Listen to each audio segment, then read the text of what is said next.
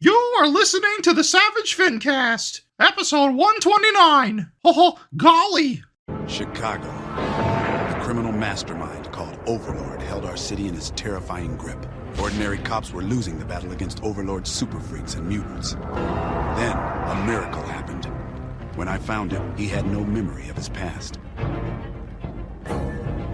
I helped him find an identity and a life. Now we have a fighting chance. Now we have the Dragon.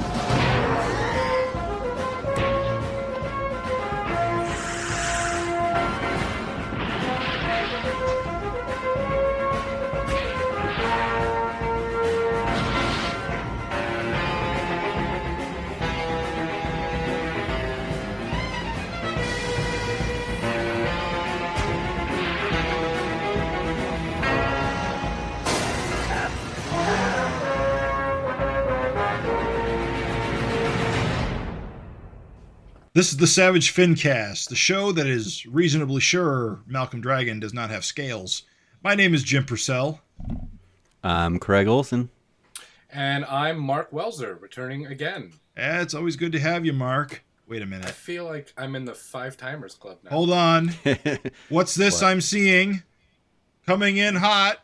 What's happening? With a steel chair. Oh my God. What is this? Oh my God. Oh my God. No. Can it be? Can you smell what the Raven's cooking? Holy shit. Not a euphemism for taking a dump. Welcome back. Welcome back. It's Raven. You deserve it. You deserve it. It's the return of the king. Welcome, guys. It's Raven, so good to be back. We have not heard your voice in several centuries. Listen to that sweet, sweet voice. My dulcet tones. Dulcet's a good Thank word you. for it. It's good to be back, guys. It's good That to or be sultry. Yeah, everybody put a napkin down on your seat so you don't slide off of it when you hear Raven's voice. Well, I appreciate that. You know, welcome. Thank you for the welcome, guys. It's good to be back. Thank you, Mark Welzer, for holding down the fort. I'm gonna say it right now, baby. You're in. You're part of the family. Yeah. You weren't keeping my seat warm. You're part of the crew. Yeah, when we get to episode 200, we'll definitely have you back for a mini interview like last time. He's like, scratch that. No, but it's good to be back, dudes, and I love listening to the show as a listener. I'm glad I wasn't here when Augie was on because I think he was ready to cut my throat. Now, when you listen to it and you're not on it, are you yelling at us too? Absolutely. Good. Absolutely. Dude, you guys will You say fucking something. morons. How do you not know? My God. Come on, guy. Did you even read? I'm always the smartest one when I'm not on the show. Yeah. Well, it's funny. It changes, doesn't it? When you're But actually... then, yeah. But then Mark's on the show and he's like, don't ask me about any of the guys I drew. I don't know their names. They don't have any. I mean, you can ask me about it, but you're probably not going to answer. No, it's great to have you back, Raven. That's podcast Mark versus Thank you, sir. listener Mark. Right. Listener Mark's a genius. Listener Mark is, honest to God, like one of the most, like, I think he knows this shit better than Erik. Like, you know so goddamn much, like an infinite wealth. And like I said, you put a microphone in front of Albert Einstein and he's going to turn into fucking Forrest Gump. Now, if he only would have used that for things like trigonometry and geometry and shit like that. Right. Well, we can all agree that Gavin still out-nerds everybody. Yeah. But I show up. Ooh. Well, it's good to be back, guys. Well, Let's get into it. How long have you been gone? It's like I've been a gone. year. It's been a year. It's been a year. I survived a chemical explosion, so pretty good. Feeling good. The East Palestine chemical explosion tried to take me out. Didn't work. I lived. So here I am. Well, you know, in terms of if you were going to pick a year to leave the podcast, it's probably a good year because we got, 4 issues? 4 issues. You were there for a couple of them, right? Yeah. And I don't want to, brag, but I pretty much told Erik, don't you dare. While I'm gone, slow it down, big guy. Just told him Thanks, to put dude. it on pause. Yeah. I told him, and he said, I can't promise anything, but okay. That was very nice of him. Yeah. Well, we're homies. He responds to my DMs, just like with the scene. Like, we don't need to talk. Just know that he read it. Yeah, just to see that he saw it. And I don't even need a reply. It's like, yeah, we know. We got this nonverbal thing. It's cool. It's all good. So, yeah, we're tight like that. And I said, no more. Take it back. Roll it back, big dog. No more. Let's take this back to the publisher years. And he said, okay. So, it's all good. Wish granted. Sorry for everyone who wasn't me. But for me, it was great. Like, 2023 was a great year. So, for Savage Dragon. Oh my God! Do we have news? We have a tiny bit of news. Nothing in terms of like covers or about the book specifically, but apparently Malcolm Dragon is showing up in the latest issue of Killadelphia. I think it's issue 32. I honestly forgot to check. It's now 33. 33. I think he was teased at the end of 32, and his full issue is 33. Yeah, the arc started in 31, and it's like a Spawn Savage Dragon arc in Killadelphia, which is like a vampire horror series. Yeah, I'm not reading it, so I honestly don't really totally know what the premise is. I suggest, if I may, I know that I've just got back, but allow me to restructure the show.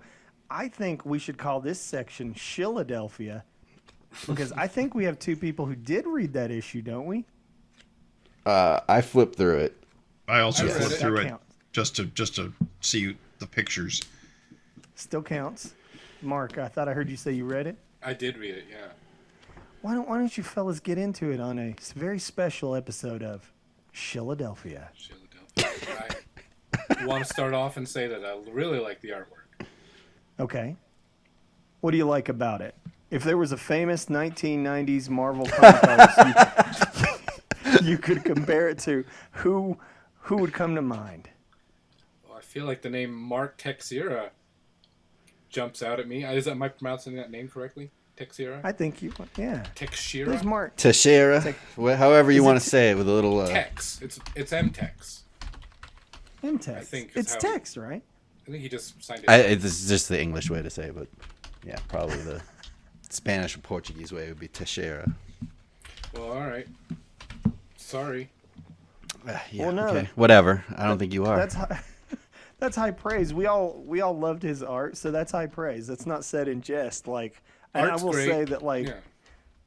the guest cover that he did on Savage Dragon was good. Like, I loved it. Also good. Yeah. So the art's good, but it's kind of weird. I feel like you left a crucial element out of your review. Like the panel-to-panel storytelling was also very good. The coloring was nice. Keep dancing. It's a very dark comic. It's very much like a Spawn horror type comic, like vampires and werewolves. I saw topless nudity. Ooh. I just got my interest piqued. I don't read Killadelphia, so I'm trying not to judge the book as a whole. Right. I'm coming in on issue 33. Mm-hmm. I had no idea what the fuck was going on. I don't know who these characters were or what their relationship with each other was or what even the premise was in the world. That's my fault because I haven't read the first. Yeah, this is some. Well, and this is also the third issue in a story arc, so they did set stuff up. Right. In issue 31, which I read, but I'm still lost, like I would be in anything that I came in late.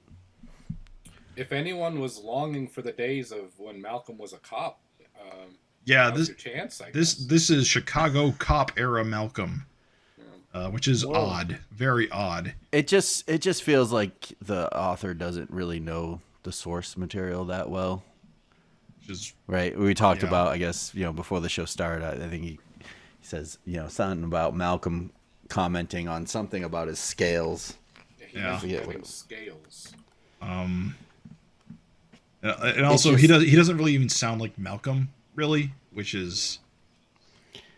I didn't think it was that horrible, but I don't know. It's not that bad, but it's just it seemed like he was kind of a cross between Malcolm and the original Dragon and what people's perception of Savage Dragon is. Right, exactly. Yeah. Should we spoil the ending of the issue? Yeah, that's what people are here for. Yeah, go ahead, spoil it. Well, because the end of the issue actually ends with Malcolm meeting his dad in the afterlife, I suspect, unless it's a demon trick, which is also possible based on the context. Yeah, which I'm guessing is something to that effect. Some trickery. Yeah, or he's just seeing him in whatever, the afterlife, because there's a lot to do with hell, and like the two issues before this is a lot to do with like demons coming up through hell and references to Malbolgia and Lucifer. That explains why Spawn is here. Okay. Exactly. So yeah. Is it crazy? Is it crazy that I would say still easily, hands down, the best Malcolm Dragon era comic that didn't come from Erik himself was Nancy in Hell? That's pretty nuts, but you're right. Yeah, there's just not a lot out there with Malcolm in it. But I also remember anything that happened in that book. I remember reading it, but I don't remember it. The cool thing about that was Debbie's mom was in it, and she was kind of like Yep. Yeah, Fiend was like the bad guy in that, I think. Which is kind of cool because he tied it in. I vaguely recall, I think Erik may have helped with dialogue in that one, or at least Malcolm dialogue, which might explain why it was a little better or a little more, more enjoyable. The team on Nancy in Hell or whatever, they're not English. What is it? No, English, they're like Italian, right, or something. Yeah, you know what I'm trying to say. Yeah. They're native, like filthy foreigners. Right there, you go. Perfect. Yeah. Just like the guy. No one's gonna colors get mad Savage about Dragon. That. Right? No one's gonna get mad about that. No, but I mean, I can see why they would need to have some help with the dialogue because maybe English isn't their first language. No, well, I'm just saying, like, remember way back when there was the Hellboy Savage Dragon crossover? Mignola came in and helped do Hellboy's dialogue in that because to get the voice right. I think it's hard. It's hard to have somebody else write your character and then have it be completely wrong.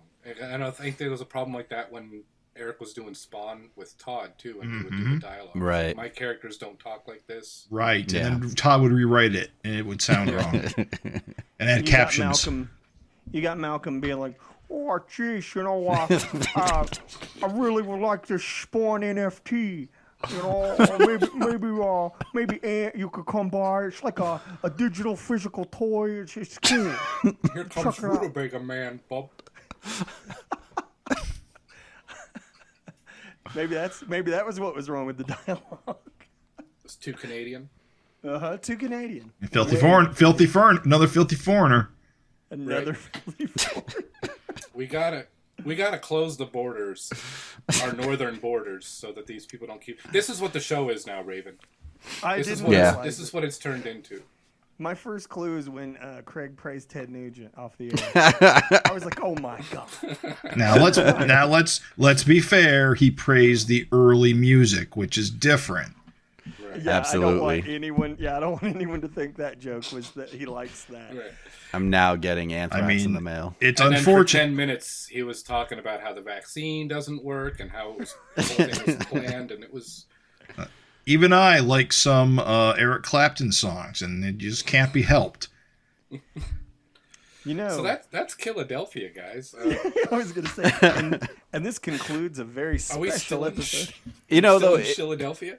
It is cool that there is a crossover. Like I do think that's neat. I will buy it. I might, I'll read the whole arc and judge at the end. But sure. I mean, right now it's a little shaky, but it's a curio. I'm happy to see Malcolm. I guess that's what I always want to know. And you two that read it, chime in here. Do you think, as a Savage Dragon fan, it's a must-own, or is it not necessarily that? No, I would say no. I don't think it's a must-own. I think any kind of like crossover that's a must-own has to kind of like tie in with the book, or at least have more than just like the main character. You know what I mean? Right. Like the like a villain or something else that shows up. Right. At least Nancy in Hell had the villain, and okay, that was the end of my sentence. And I'm done. Well, geez, that was the news, right? Yeah, I just did we ever talk about the hack slash kill your idols one shot? We did about that last time? not. Although I think we've been delayed so long, we did talk about it when it was running in the Image anthology. I will say that I remember Craig talking about it while it was happening. Yeah. But since I have been back, there is the development of the collection.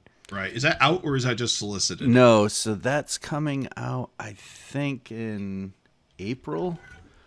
And that's basically the collection from the Image anthology. I think it ran for like, I don't know, maybe 6 or 7 chapters, probably 6 chapters or something like that. And it was Tim Seeley, who's a huge fan of, the Savage Dragon comic, and it shows, and I think all early Image in general. And he has his hack slash characters kind of face off against a bunch of them, like Super Patriot, the Bloodstrike guys, Shadowhawk.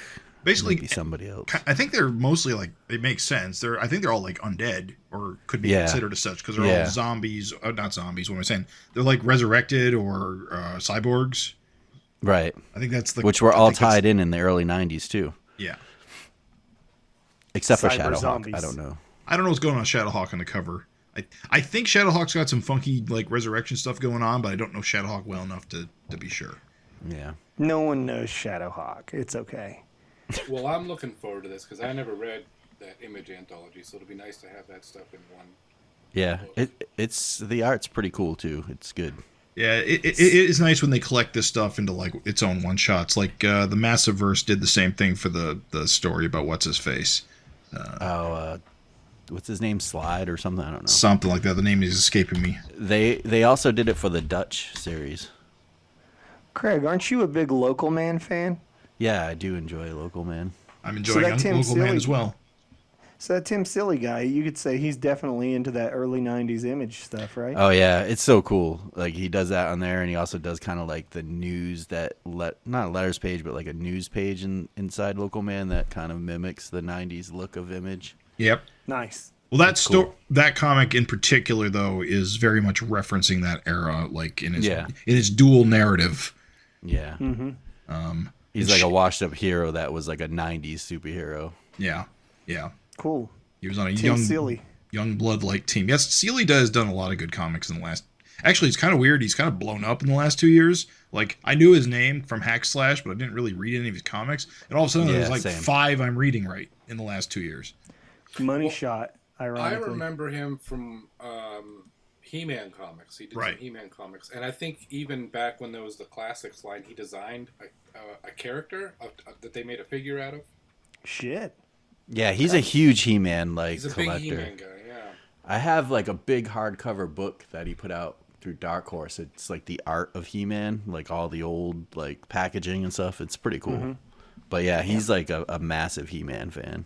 Yeah, he's a big Masters guy. So I was talking the other day about how I haven't been reading any of the new He-Man stuff, and people are like, oh, Tim Seeley's writing it now, so I want to check that out because I from what little stuff I've read of his, I always liked his work.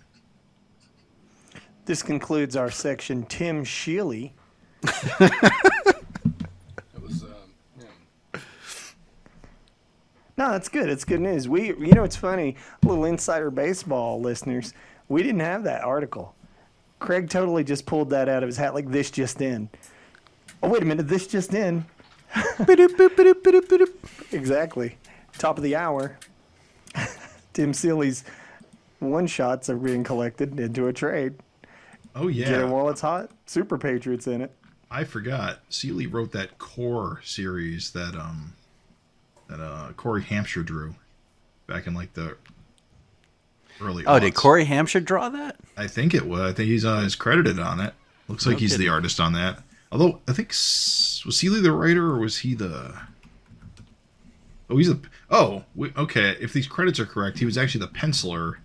Yeah, and Corey inked it. All right, so he was actually part of the art team on it. Never mind. That makes sense. But yeah, Seeley did start out as kind of an artist, didn't he? He also did that. What was the other one? Like Bunny girl and something that crossed over with Savage Dragon. Love Bunny and Mr. Hell. Yeah. There was a Savage Dragon crossover there too. Yeah, the cover was just like a reused Savage Dragon cover. Yeah. And it even was photoshopped to look like they were taped on his back. Yeah, yep. It was funny. It was good stuff. Completionists have that issue. If you don't, you're a fake fan. Fake fan. Real fans got the Love Bunny and Mr. Hell one shot. What up? All right. It does have an Erik Larsen cover. Ugh. Yeah.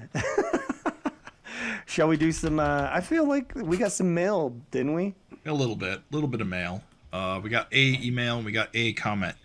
So it's good to know that hasn't changed. Who wants to Raven, you volunteered being freshly returned. Your throat is healthy. You're going to take on this email.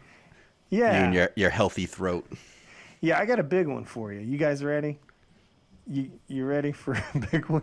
A big one for your healthy throat? Because my throat's ready for a big one. Hello, Jim, Craig, and Mark. Ouch. Especially not Raven. That hurts. Been an avid listener of your podcast since the beginning. What, of 2023? Anyway.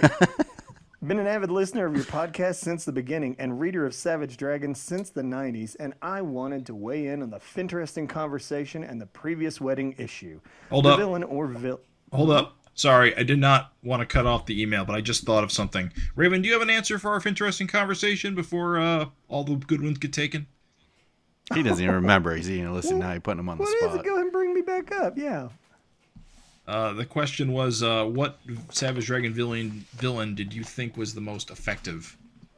Or effective in terms of, was that defined like good at killing? Well, not just good at killing. Like they were the most villainous. Like they actually achieved their goals, or got close to it. Like the most effective, or not your favorite villain, and not like. I guess the actual question is who's the best villain, and who's the best? Who's the best in terms of ability and skill and listen, dude, it's got to be Glum. I hate to say it, but the motherfucker smashed the universes together. I mean, okay. he did what no other. All right. Glum fucked this book like no other villain has or will, probably. More than the book. Very true. Yeah. He smashed all the realities together, and now everyone more than the realities. Yeah. So stop sandbagging Craig and his sex jokes.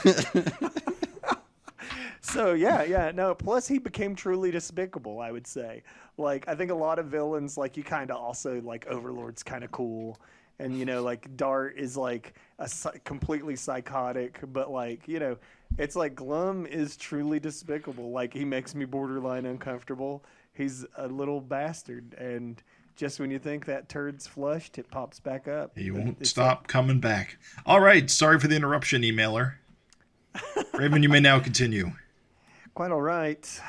Let's see. The villain or villains I think that have succeeded are Solar Man and Emperor Kerr. After Solar Man was blinked back into existence, he quickly got to work deglumming the planet, defeating Universo, and then proceeded to kill all criminals. If Rex and Shadowhawk didn't release the old school heroes from his siphon prison, he'd still be fixing this world. Then, after some more thought, I figured Emperor Kerr was more successful, because he not only defeated and killed all his opponents, but he conquered the world. Until Dragon time jumped and shot himself in the back of the head. Speaking of Kerr killings, why is Glum back? After reading issue 267, I was overall not impressed. The flashbacks were too long. Malcolm was a jerk. Maxine was completely inappropriate. As always, it is getting tiresome. Oh my God. Dear writer, what are you guys? This was like a trick getting me to read this. And I was expecting a classic style comic book twist. Shocker on the page turn after the vows. Instead, we get another. Maxine was completely inappropriate. I fucking jumped the line there. Sorry, guys. We get another completely inappropriate sex scene that has become an unwarranted repeating scene in this comic, in my opinion. Oh, Jesus. I get it. If this is someone's first issue, they have to get caught up with the Frank Jr. Angel dynamic. But where were the footnote boxes referencing when these scenes happen in or in between previous issues that would have also piqued new readers' interests? And maybe Malcolm was just ribbing Frank like friends do, but the glummening of Frank was terrible in my opinion. Mr. Glum has had some interesting adventures and story arcs over the Savage Dragon comic book and had an almost heroic ending in 225 where he helped defeat Dark Lord, then faked his death. But this current return just makes him creepy, again, in my opinion. Erik has created some amazing, mind-blowing, and eye-pleasing villains in this book. Overlord, Mako, Powerhouse, Scourge, the Seeker, just to name a few. And maybe the last two should have returned instead of Glum. Or, as Craig and Mark stated, make a new adversary. I am getting tired of sex-crazed Maxine. And then the reader says, sex scene. I love it. The hate, dude, and the lack of recurring comic book antagonists for Malcolm in this comic book. But I will continue to purchase and read Savage Dragon because I am a fan of Mr. Larsen. And who knows what the next issue will entail. Considering the covers don't help and the solicitations are super vague. Finally, quick suggestion. Last episode you mentioned you have a lot of emails. What if you did a mailbag episode of the podcast where you read and or catch up on all the emails? Maybe call it the Savage FINcast, or a more clever, better name than that. Again, just a suggestion. What did you guys say? You lied. You lied the last issue. One episode we had like a crap ton of emails. Okay. All right. But that was very rare. Thank you for this enjoyable podcast, Travis. P.S. Thanks for the heads up about Mark's Gods of Brutality Kickstarter that I supported to get that trade. In a previous podcast, Mark mentioned in passing he has a few extra Dragon Your Ass political bumper stickers, and I would love to own one. Would he be interested in parting with one? At what price? Thanks again. So we don't have to put Mark on the spot here, but I just want to say, Travis, why don't you hook a brother up, dude? Travis, thank you for writing. I am joking, on your opinions and stuff. It's all good. It's always good to hear the opposing views and things on this stuff.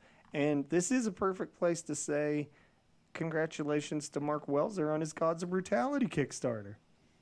Oh, thank you. It's me and Rich Woodall also. It's not just me. No. But, in fact, Rich did most of the work. I'm just teasing. No, it was successful though, so everyone that orders is going to get the trade. Yeah, I hope Travis likes his book. I hope everybody else likes it. As far as the bumper stickers, I don't even know where they are. I know I had some at some point. I have one, and I forget who gave it to me. Someone really nice gave it to me. I should be ashamed of myself for not remembering. Let's be real here. I think what needs to happen, FINcast listeners, is someone who owns one needs to get a high-resolution scan online so that people can just bootleg their own. There you go. I don't think Erik will give a fuck. I don't think he's ever going to make any more Dragon Your Ass bumper stickers. I get the feeling that it's probably okay. And here's the other thing. You can change the year on it so that it is relevant every election. There you go. Well, that would just be the gift that keeps on giving. Yeah. But, Make America green again. Ooh. Of course, everybody knew Craig was going to say something like that. Craig Nugent. Right. Oh, dude. Thank you, Travis, for writing. We do appreciate you writing in, even if you're wrong about Maxine. Hey, do we have a interesting conversation? Oh no, we have another letter, right? We got a comment on the YouTube video. Craig, you can read that if you'd like. I don't have it in front of me. So all right, then I'll read it because I like to. All right. So, Greg Aubrey wrote, for me, the most effective villain of Savage Dragon was Kerr. When he resurfaced in the 150s, He took out the entire human population and was only stopped when Dragon and Dark Lord went back in time and ambushed him. So yeah, it's basically the same justification as the previous email. It's just Kerr did conquer the world and kill literally everybody. He only got stopped because of shenanigans. Because you can't stop a bullet that's coming back in time at you. Dark Lord said though that like they didn't stop shit, so like Kerr succeeded. Yeah. All that happened is we just got to keep reading the book in a different timeline. Yep. I do like the fact that, you know, the hero is also the worst villain in the book. I like that thought. It's much like my life. Well, it's always nice to hear from Greg Aubrey. Yep. Long-time Savage Dragon fan. Long-time Savage Dragon fan. Some people remember him as Magic Boy Shard on the Savage forums. Was his username? Wait a minute. You gotta say that again. What? That his old username was Magic Boy Shard? Seems vaguely familiar. I know it's not Sailor Moon, but like I feel like it's Sailor Moonish. Magic Boy. That's amazing. I love it. It was a comic that he was making. But Greg's got some fan art in the Desperate Times trade paperback. Ooh. If anybody has that. Greg's a talented musician too. So all around, that kid is an unbeatable, handsome lad. Wish him nothing but the best. Keep writing in, Greg. He's too handsome. Greg used to put on free concerts during COVID. He used to watch him play. That was cool. Yes. Yeah. Remember when the world united for like 1 week and everybody was doing things to like help each other and here's all these free things because everyone's trapped inside. And then like 2 weeks later, everyone was like, I hope everyone else dies. I can't wear this mask. That was weird. I remember Craig just complaining about how he wanted a haircut and they need to open everything back up and put the kids back in schools and the masks don't work. Do you remember that, Craig? Yeah. Yeah, totally. Everyone's going to think I'm like a MAGA weirdo at the end of this podcast. Mission accomplished, guys. I don't know why they would think that at all. Listen, here's the thing. Anyone who thinks that, guess what, folks? It's all been fake news all along. That's not how Craig is at all. Fake news. Hey, what is our new FINteresting Conversation, Jim? I have no idea. I didn't. What is? I said, So we didn't talk about it. This one might be a little lame, but since we don't have anything and we've been talking about crossovers, like based on like what's out there now, would there be a good crossover for Malcolm to have? Yeah. Or either Malcolm in another book or another character in Savage Dragon that would work well. I see what you're saying. Like any Savage Dragon character, where could they cross over? Yeah, either in a book or a character or someone else's character coming into Savage Dragon. Like what kind of crossover would work well? Okay. Can I throw mine out first? Well, you're the guest, Raven, so go ahead. Demoted, a lowly guest. I'm like Simon Malik St. Pierre. Oh, Jesus. Oh, goodness. Well, you had to drag him in. That was rude. Oh, what do you care? What do you care, Craig? I'll be gone in another episode. Don't worry. No, spoiler alert, okay? Spoiler alert for the new Scott Pilgrim. If you haven't heard it, skip ahead. I'm just going to say this for 30 seconds, and then you can skip ahead, and there'll be no spoiler. But in the new Scott Pilgrim, they open up the concept of multiverses, and I know that Erik had said he didn't want to do anything Scott Pilgrim related because, quote, Scott Pilgrim is its own perfect little world. I wouldn't want to mess with that. However, thanks to the new Brian Lee O'Malley written Scott Pilgrim Netflix show, that's out the door. So you could do your Savage Dragon Scott Pilgrim crossover. You're not fucking anything up. So fucking go for it. Boom, bada bing, bada bam. Let's do a Scott Pilgrim Savage Dragon crossover. Get it out there. Just send Maxine there. She'd probably fit right in. She would fit right in, dude. Are you kidding? Like, imagine Maxine drawn just a little bit like Knives, but just as sexually active as Wallace Wells. You know right. what I mean? Yeah. He's getting around. It's a good one. I wasn't even thinking that. Leave it. That's mine. Leave it to Raven to find the outlier. Well, go ahead, guys. But I mean, top me. This is selfish, just because this is what I would want to see. No, do it. But now that Transformers is being published through Image Comics, through Skybound, Robert Kirkman's thing, can you imagine Savage Dragon beating the shit out of Decepticons? I can now with Daniel Warren Johnson art. With Daniel Warren Johnson that would be art? cool. Because I remember they crossed over with Spider-Man when Marvel was publishing Transformers books. Technically, Transformers was in the Marvel Universe when it was at Marvel. Yeah. So I'd like to see a DWJ Super Patriot. Oh my God, yes, dude. Yeah. All of that stuff. Dude, it writes itself. Can you imagine like Super Patriots getting his shit kicked and like they fucking stuff like, I don't know, Cybertron or whatever in his fucking chest and he just becomes a car?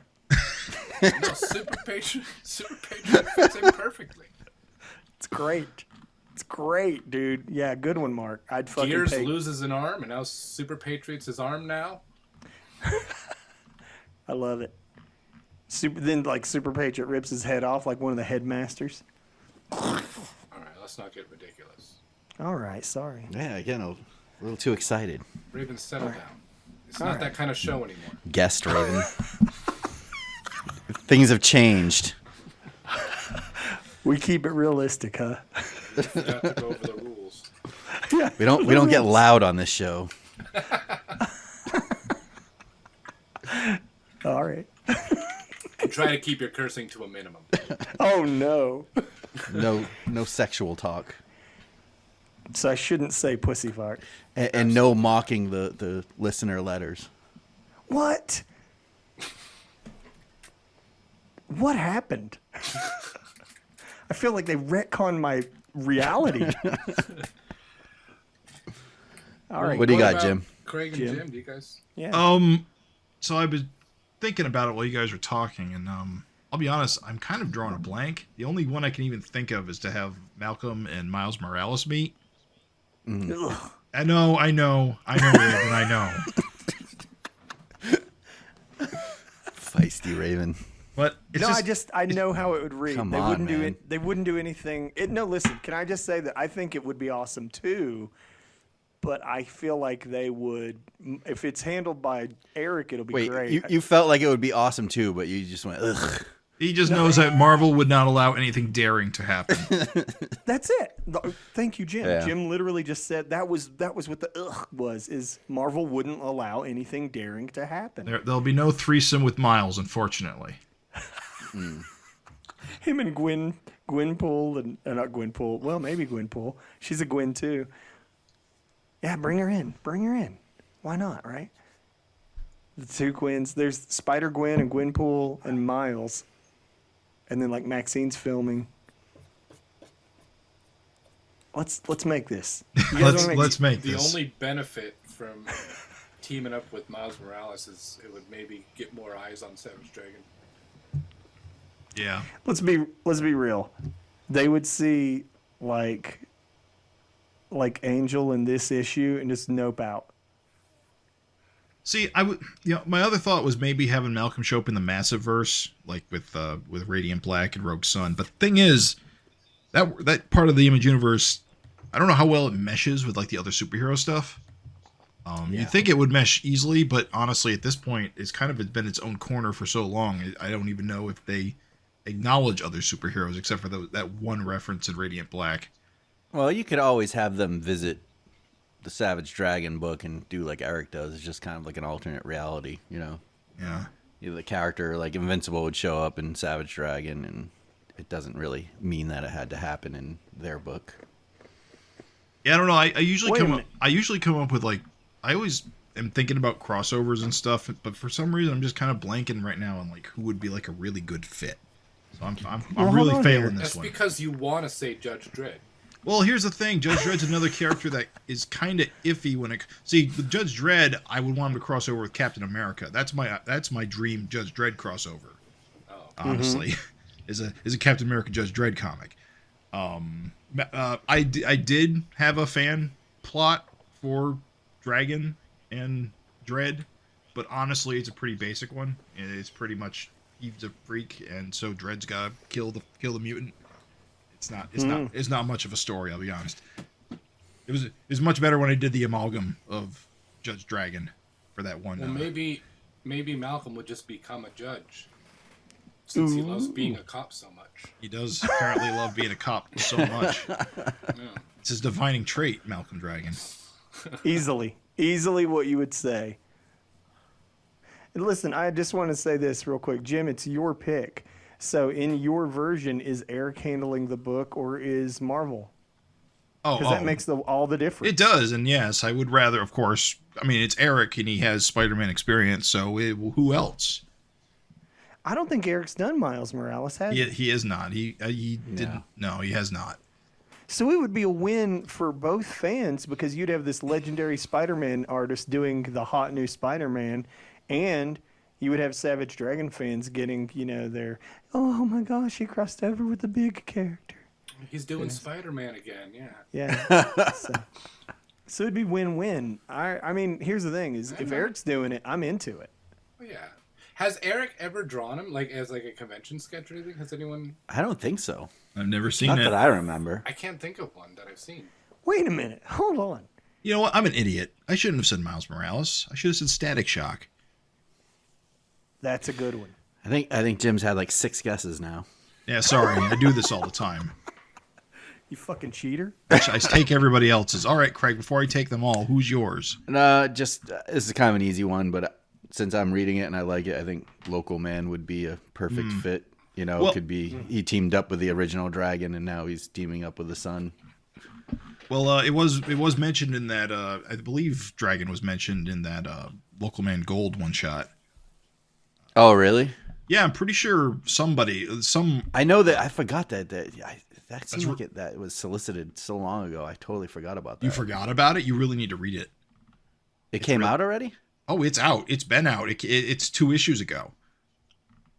The goal. Oh, I guess I just didn't get it. It's not. It's like a one shot, right? It's a one shot, but it does tie in slightly with the plot. So if you've missed it but not noticed, it probably didn't tie in as strongly as I thought. I guess my shop didn't save it for me. But this is the true comic shop experience. But yeah, lame. I guess I'm gonna have to get it. I am pretty sure there are references to Larsen characters in this book. I guess I'm gonna have to get on eBay. That's a bummer. Yeah, you should go get it ASAP because it's good. That's very FINteresting, guys. Good ones. But it did not have a full blown crossover yet, so it's still open for a future thing. This says crossed over with Cyberforce, Street Angel, Love Everlasting, and Boof and the Bruise Crew. Mm-hmm. Yes. The deepest cut. The deepest. First cut is the deepest. My God, dude, Boof. Somebody's got a reference. Doesn't that mean? I was gonna say, doesn't that mean something horrible now? I don't want to Google it, but I think it does. Wait, hold on. You don't know what Boof and the Bruise Crew is? No, I know word what Boof Boof. and the Bruise Crew is. Okay. I'm saying I think Boof now means something different all these years later. I see. I can't keep up to the slang. Brett slang. Kavanaugh had his own definition, I remember. Boofing was a fart. Yeah, I'm pretty sure. Was that what he was saying? Yeah. What a fucking weirdo.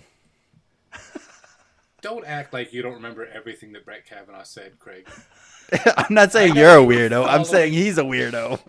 But you're a weirdo for remembering, I guess, too. It is kind of weird. Weirdo. I just remember all the memes that you post about your hero, Brett Kavanaugh. You said, I like the way this guy treats women, and I think he's great. I like the cut of his jib. I like the way he boofs. I like the way he used the term boof. Like a true 1980s jock. I'm fucking starved. Are you? Do you know? Yeah, do you know what I have not had in like a year? What haven't you had in a year, Raven? A beer. Meat and potatoes. Meat and potatoes, huh? Meat and potatoes. I suppose Just ready. It always comes down to it. I tried to go vegan for a year. That's where Get I've outta been. here. Yeah, So- that's where I've been. Lies. So skinny. Have you missed the meat more or the potatoes, do you think? Which one Listen. are you craving more? Which one's going to get me insulted more? Craig instantly, the meat. Potatoes, for the love of God, potatoes. I like pussy and potatoes. I'm pretty sure pussy isn't vegan.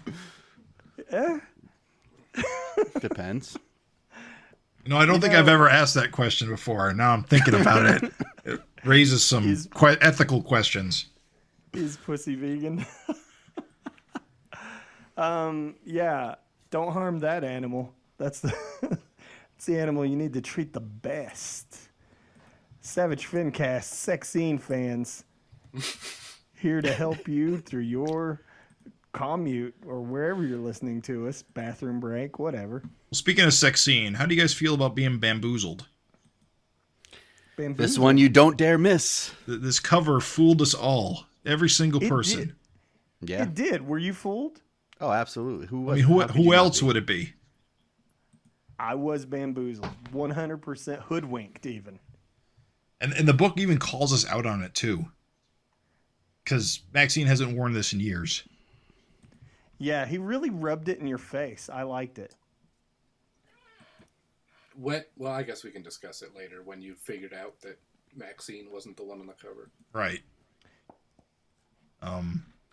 So it's just about the cover. You guys, we've talked about it back when it was solicited, but how do you feel about it? I feel like we've had a lot of crotch shot covers recently. Crotch shot It's like explode, he's punching punched her in the dome. stomach. Yeah. It's a bit above the crotch. Yeah. Unless he's tucked his penis into his belt. Well, it is.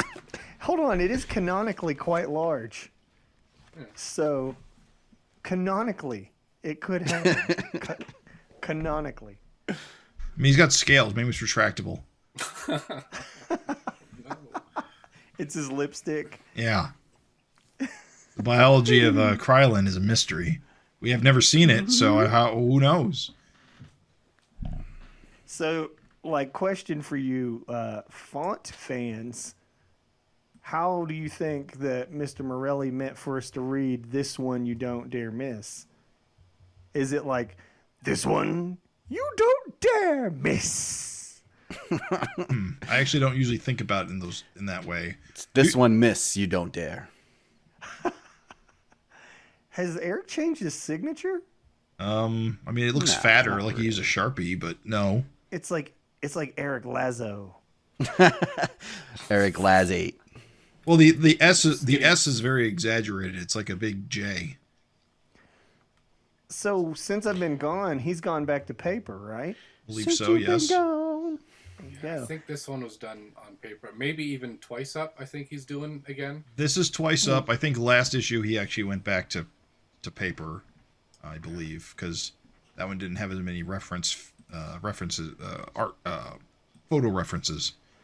So, question: do we know why that happened, or I think he was just experimenting. I think he was just trying to got a new toy. Got a new toy, played around with it, took the shortcuts, learned the value of a hard day's work. Came back to what he knows. Well, I mean, obviously, like, I think Mark publicly stated that he loves the return. How to correct, or is that correct, Mark? Did you say that, like, you prefer the traditional? Oh, 100%. I mean, who wouldn't? Absolutely. Yeah. Well, how about? Go ahead. It's looking so. I don't know if it's the best it's ever looked, but it's definitely the best it's looked in a while. Mm-hmm. I love seeing even like his crappy backgrounds I missed, and like his shitty cars. He drew so many shitty candy bars on the double page spread. Yeah, Must have been a pain in the ass. Yeah, there's lines that you just can't get digitally. I mean, you can if you work at it for years. Well, all like the kind of photo reference stuff. I don't know. Like it just you could tell it wasn't him. Right. So I was gonna ask, like, Craig, Jim, like, are you on the same page? Like, you like to see the book back where it's at? I mean, it looks good to me no matter what, because I got no eye for this, but I mean, it looks great. Yeah. Sometimes the backgrounds are nice, like just getting that, but it was like you could tell he was just playing around with it, and like it was overdoing it. It was like I came here for the Larsen art, and I wasn't getting like there was one issue where like every face seemed like those two strippers were the most egregious, honestly. Yeah, in the Paul issue. Fun playing around, but like I'm glad he got it out of his system, and he's back to drawing on boards now. Do you think he should go back and redraw those issues? No. It seems like a waste of time to me. No, I think that's something for all the fans, all the listeners to do, is to go ahead and draw your own version of those books and then publish them. My favorite thing is like this opening splash when you just get those big, thick, chunky lines, and I love that. Like you're just the stuff that was like digital, that was like photo reference, that was just too like slick. Even on the line on his shoulder, where like whatever he was using, like the pen split, split line. It's beautiful. Mm-hmm. I love that shit.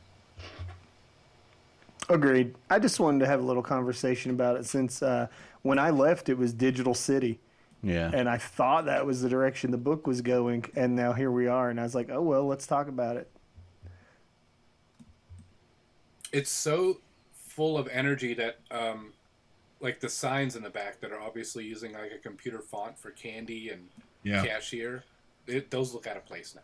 Yeah, yes. I would say that. Yeah, I noticed that too. Yeah, I don't like those. They kind of look bad, don't they? Yeah, I'll be honest. They definitely look like a font, and I don't know. It's just I mean, I'm not an artist and I'm not a letterer.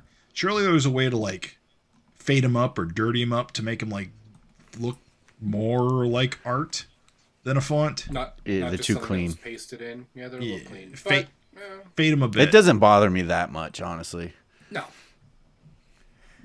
Nah, it doesn't bother me either. I think it's perhaps if they didn't even have those letters on there, it would have been fine. Yeah. Like, it just was work that didn't need to be done and doesn't necessarily look great. But, like, on the, double-page spread, like, it's fucking fantastic. Just these, like, goons busting through the windows. And then you look and you just see, like, cashier and thank you. Right. Thank you, Savage Dragon. We don't know what it says. So, our edge, patronage, self-serve. Soft log. Actually, it's the same sign from the first page, and it says, "Thank you," and you are. Oh, see you again. It's what it says. See you again. Thank you, and see you again. There you go. Thank you and see you. Again. Glad we solved that mystery. Solve that puzzle. Goddamn, I should be on Wheel of Fortune. Jim, you're Hercule Poirot. No wonder people tune in to listen to us. You deduced that? No, but I'm genuinely impressed. What are you like Adobe AI? Like that you remove the hand and reveal what's behind there? That's incredible. Is that Maxine's cooter? Yes, Raven. Yes. You don't need to ask. The answer is yes.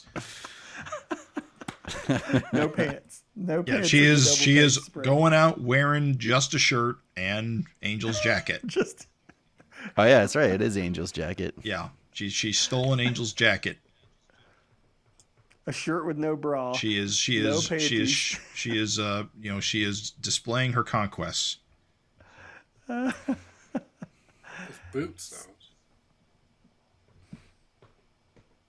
though. So anyway, I do love these fucking dudes just busting in, and like it's funny because at first I thought that the angle was going to be like some social commentary, like kind of like you go into Walmart and like the baby formula is in this like sophisticated cage thing, right? And I was like, God damn! I was like, San Francisco must suck if they've got like if they're treating the candy bars like baby food, and then it turns out it's like fucking super juice. And I was like, okay, well, no social commentary. It's all good. Erik, I think, does a really good job in this issue of like just setting stuff up and then paying them off. Like even with them talking about like it sucks that everything's behind glass now, and then the guys show up. Yeah. Instead of just having them show up out of nowhere and then explaining what they're doing. Yeah. Yeah. There's some really good storytelling going on. Yeah, definitely. where like nothing is a waste of space except for like maybe one page, which we'll get to. I'm just gonna go ahead and say it. Like the last issue I was super down on, but like this issue, dude, you're 100% right. It's like he got right back on that horse and he's riding, because he's setting him up and knocking him down like efficiently. It's crazy to me because I feel like his like giant size issues and stuff like that, he always like chooses just to have like a bunch of talking and dialogue. But then like like where was all this action last issue where it was like well, the action was in the flashback that we didn't like. Yeah, I just I don't know. I assume that's why the flashback was there, primarily was to create an action give scene. some kind of action. Yeah. So, question, guys: the monsters in the foreground of the Dimension X panel, fucking or fighting? Oh, they're fucking. That is the classic pose, repeated a third time. The classic pose. Oh, they're fighting. That guy is strangling that dude from behind, I think, right? Oh, well, we don't know what their kinks are. Yeah. His tail is clearly out of the way, though. Oh, okay. And he's strangling him. But you he don't is do that? definitely strangling him. It's both. Maybe it's just non-consensual. Oh, that is. Or it could be book's tone. consensual. It could be. We don't know how monsters roll. I am glad that we're cutting back to Frank Glum, though, because I was afraid that maybe we would step away for a while and leave him in limbo. But you mean Frank Glum Richards? I don't know that. I don't get that one. He was Franklin Richards in the last issue. His middle name is Richards. Oh, is it? Yeah. Oh. Yeah. I guess I missed it. Yeah. I guess I the missed that Fantastic in the Four? wedding vows. Yeah, that's weird. Yeah, Fantastic Four. Yeah. Sorry, I thought you guys read the book. Yeah. Who's our next guest next week? Is it Simon? I think Simon was up. Yeah. This guy's a little much. He's got to defend himself. I like this gesture Frank is making with his hand outstretched behind him. Agreed. Yeah, it's a interesting perspective and like a pretty good like shorthand for I am. I love the background in the last panel. Dude, I like the background in the first panel of Glum too. Well, you're right. They're both great. Yeah. It's just a bunch of scribbly shit. It doesn't mean anything, but it works. I'll tell you, it looks like foliage. Yeah, it's great. Alien foliage. Doesn't need to waste his time drawing all the little branches. It's just, here's a bunch of ink. Figure it out, Nikos. Figure it out, dude. and it Nikos, works. that's your problem. Yeah. Is it pussy lips or clothing? Figure it out. Hey, dudes, don't you think it's awesome, though, that he uses scribbles to make all that foliage, and then you jump over, and the glum structure is just straight up like an igloo. Yep. Yeah. It's just like, it's like two lines. No, here's the thing, is like, listen, dudes, I mean, I shit all over, if you are a reader of of the Facebook group, I shit all over the last issue for this reason or that reason.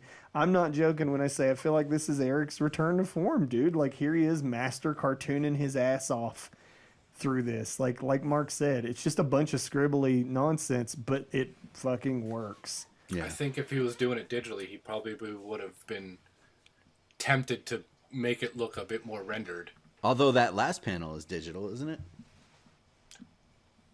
It sure looks like it. I mean, the background? Yeah. Oh yeah, it's cool. Yeah, he probably had a texture and then he cut a bunch of, he hit it with the eraser tool to make it look shattered. Yeah, I got to tell you, Frank Glum's got to watch his ass. Talking like that, it's funny because he definitely sounds like Frank in the first panel. Right. But now he sounds like Glum, right? Yeah. Maybe it's biological to become megalomaniac when you're this size. Well, I don't know now that I'm looking at that background. Like, the way those, radiating lines come out and they break the panel border and just, they look very fluid. I don't know if those are digital or not. I don't know. There, he might have had some kind of pattern or something, that he put on behind there and then went over with white. Well, some of these lines look like Spider-Man webbing.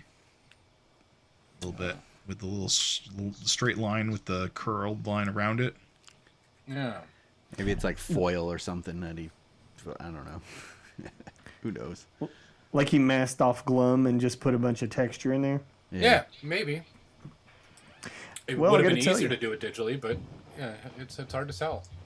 If you're going from digital back to traditional, you definitely want to fuck around with like all that fun stuff you can do with real things. Right. I appreciate that Young Angel sort of has a nod to the combined memories thing. You know, I know all about you. Yeah.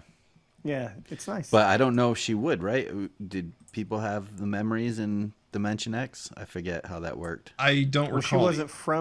She wasn't necessarily from Dimension X. She was just another angel. Remember? No. She was born in Dimension X.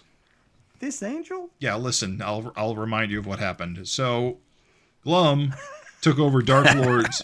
Glum took over Dark Lord's lair, which had a bunch of Jennifers and tubes, pregnant Jennifers and tubes, for whatever plan Dark Lord had about that. And so, what he did was, after he merged the multiple Earths and failed, he went back to Dimension X. And he basically cut this angel out of her mother and took her to raise as his own. Damn. That's where she's from.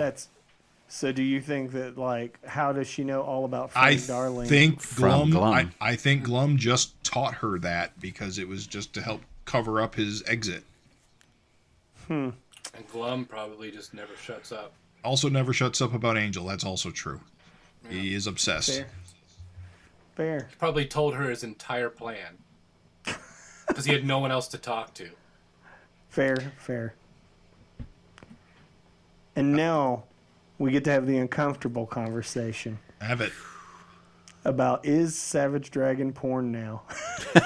Well, this is definitely the most porn-like it's been in a while. I'll tell you that. Yeah, it's funny because I feel like what's so funny is I was defending the book, as I am a fool to do sometimes. And I was like, it hasn't had that stuff for fucking years, you dumbasses. You don't even read. And then, like, this issue comes out, and I was like, well, let's restart the counter. It hasn't had that stuff for issues, you guys. Well, what I'm saying is, idiots. Usually the sex in the book isn't sexy, so I don't consider it erotic, and therefore not porn. Oh. But the other thing too is, like, as gross as that is, like, you don't see her nipples. That's true. You can't see anyone's genitals. No, you just see a big wad of jizz. Yeah. I mean, we don't know that's not ice cream. Come on. It could be ice cream. We know it's cum. You know it's cum. It's not ice cream, it's cum. Frank didn't jam he ice cream. spilled Why milk is she all licking over. it off her finger? Because it's 2% milk, obviously. Exactly. That's ice cream, man. Look at the ropes. Look at the ropes. Wait, what ropes? That's melting ice cream. Oh, the strings. Yeah. Well, then obviously, it's just melted mozzarella. He said, "What ropes?" What page are we on? I just love, like, look how, like, the background is just, like, burning hot. So the funny thing what cracks me up about this is that Frank's a normal guy, right? Right. So, like, when Malcolm, blasts the old State Fair zucchini and launches his wife across the room, I get it. He's a superhero. Does that make sense to you? Okay. Yes, yeah, it does. Frank has to be like burning his organs into dust to get the protein needed for this. He just hasn't been laid in like 10 years. That's just.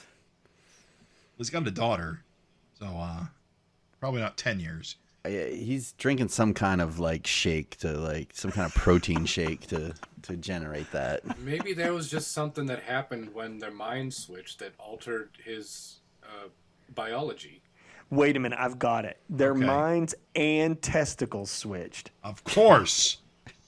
There you go. Has it got little glum faces on it? His brain and his little brain. It's inside of Frank's scrot is two little glum heads. Glumsticles. Glumsticles. That is definitely some bagoom. Bagoomsticles. I will say this, two things. I got two things to say about this page. One, Angel. Oh, really? Angel, please don't be an idiot. Please help figure this out. Don't be an idiot, please. And two, I really don't like this look on Frank's face about wrapping things up at home. I've seen how things get wrapped up at home when Dart was around. So let's hope that's not about to happen. Let's hope no garbage disposals are involved. Oh, yeah. You got to imagine, like, Glum now has a daughter under him. Yeah. Right? That's why I think this whole plan is fucked for him. He is no way he's going to be able to maintain this he can't pull persona for any period of time. Like, his own fucking mom won't notice? Do you think we'll get do you think this is setting up some kind of long-term story arc where we're going to get, like, a baby glum kind of Dark Lord type creature? Oh, Lord, dude. I really hope this doesn't lead to a child. That feels even more, makes this bad situation even more awkward, I'll be honest. Well, I think so, because as we've established, he does have bagoomsticles. Yeah. That's canon now. Here's what's crazy is if you think about it, and please, no listeners think for even one moment that we're glazing over the rape aspect, but wasn't fucking Dark Lord born from alien rape too? Yes. Yeah, but I don't know how this works because it's just the mind switched in a body. Yeah, his biology is just Frank's. His biology is just a human. Yeah. But wasn't like which one of the twins, Peter or the other one? Oh Jesus, you're right. When Dragon inhabited, what's his name's body? Jesus Christ, William Johnson. Yeah. I'd like to think that it was Peter that was fucked up because the other one is Mark, and I just don't like the idea. So calling your ugly character Mark. Oh, that's right. You have a really easy mimetic device to remember which is which.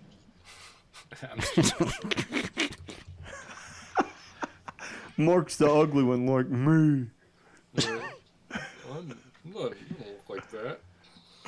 Hey, you guys. Why don't you have a handsome guy named Mark in your book? You look like the gremlin from the Hulk. Right. I think that just talking as someone who tried to defend the book or whatever about like sexual content, I will say that I don't personally give a shit. Like I think this stuff is fine. You're still gonna be like, this isn't bad. There's nothing. Well, I mean, here's the thing: is no, I can't say that, right? Because clearly this is definitely sexual content for sure. I just don't know if there's anybody out there like jerking their chain to this. Like I don't. Yeah, that'd be weird. No.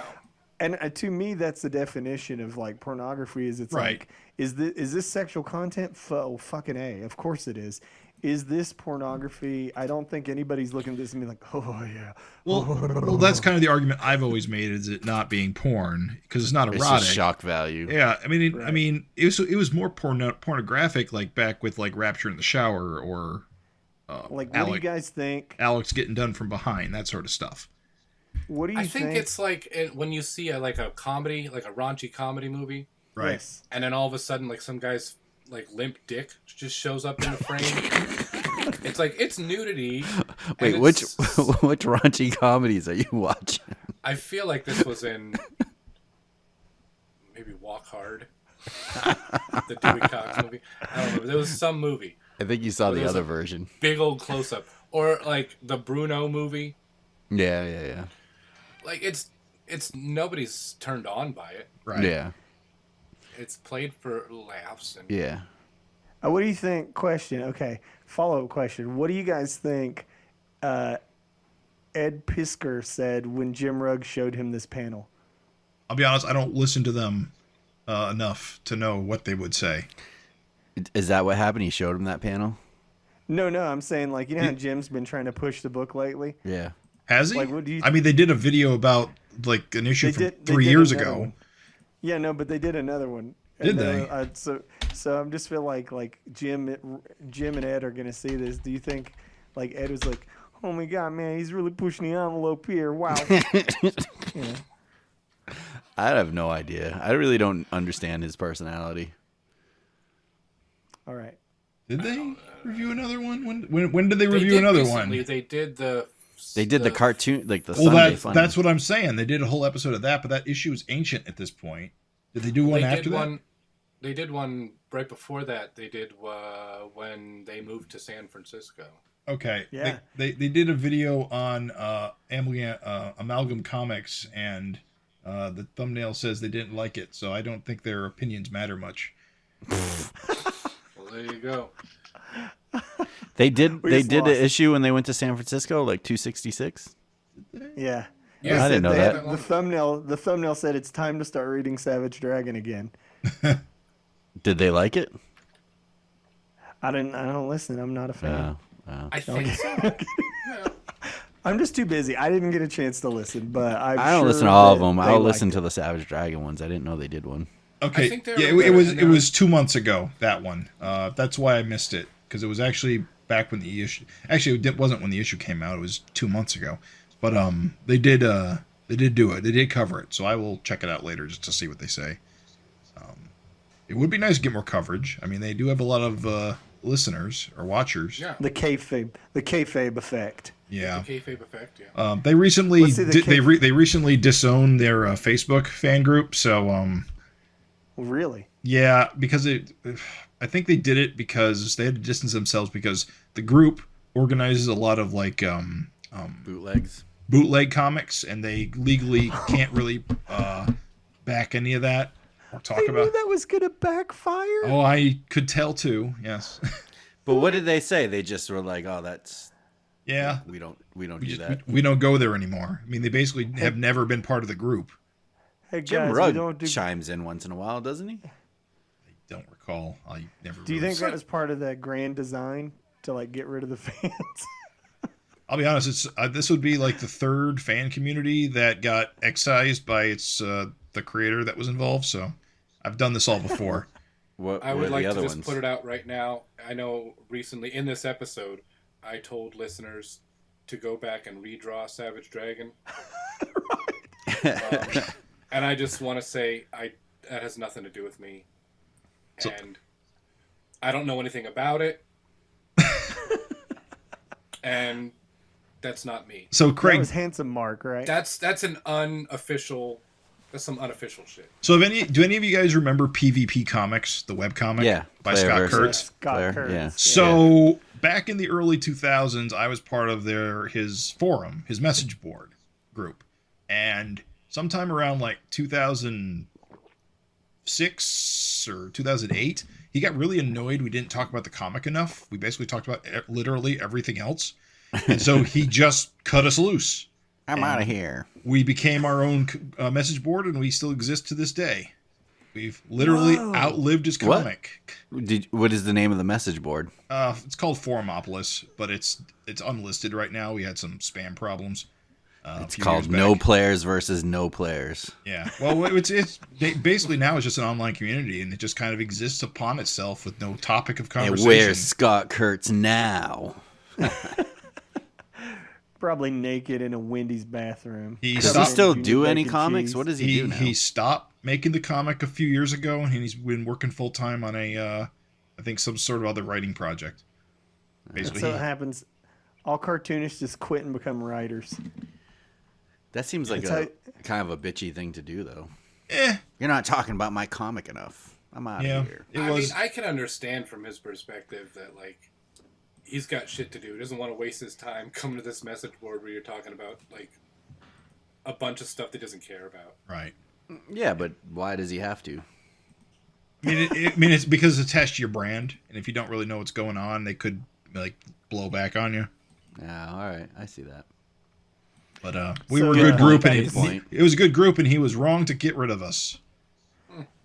Because we were strong. You were probably the ringleader. We literally outlasted him. It was all you. No, not me. I was actually kind of a fuck back then, because I wouldn't shut up. I wouldn't shut up about Savage Dragon, and everyone got pissed off at me that because I would not shut up about the indie comics I read. So I actually had to dial it back a lot because I was being a dick. And You it's not fuck. Good. It is not good to be a dick in the social community. You were giving a bad name to Savage Dragon fans. Yep. I was talking in too many absolutes. Oh, wow. Yeah, it was the best comic, guys. I'm going to get in the Internet Wayback Machine and read these comments. Guys, back to Savage Dragon. Were you named like Jim the Young Shard?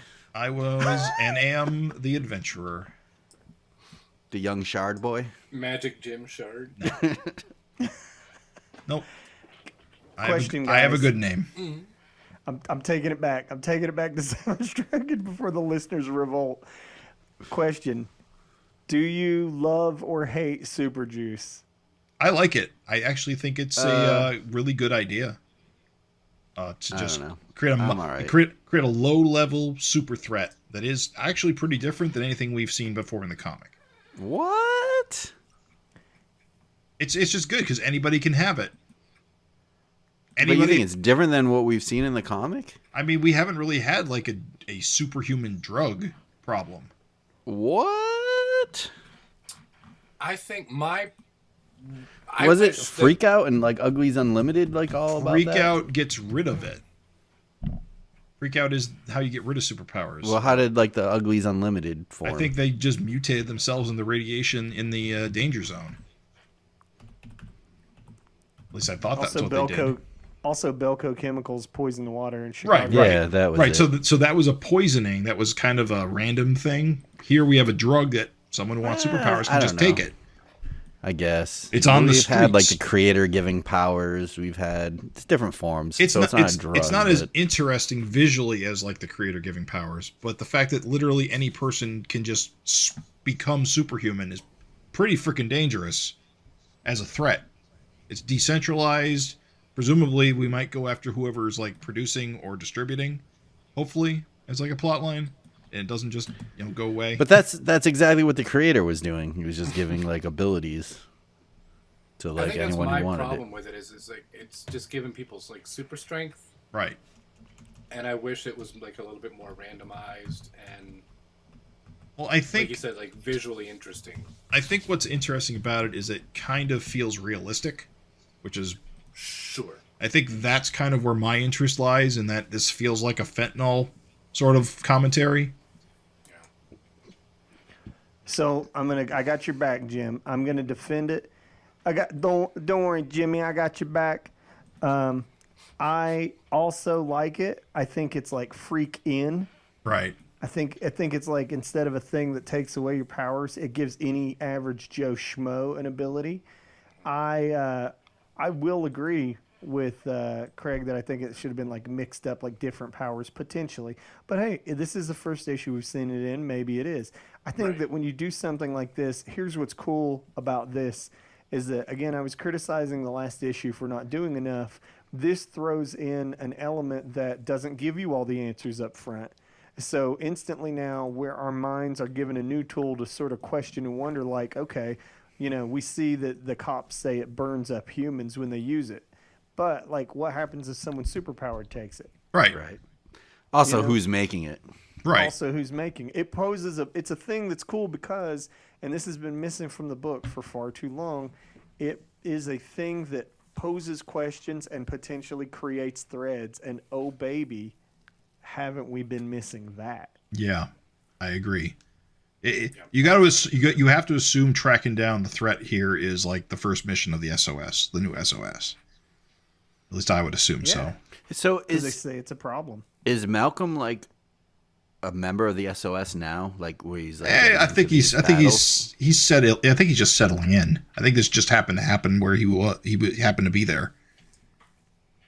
Yeah, I think Maxine made some kind of mention later that like this was like his first day. Yeah, that's why I was kind of confused. Well, he wasn't tracking them down. They broke into the store he was in. No, but later on. But yeah, I don't know. Whatever. I'm not sure. I think it just counts. It's like when you're an undercover cop and like the stripper that's dancing on you starts doing coke and you're like, you're under arrest.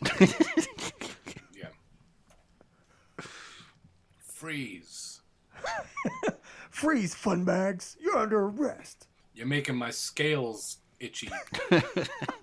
And then Erik here, of course, calls us all out for assuming it was Maxine wearing the schoolgirl uniform.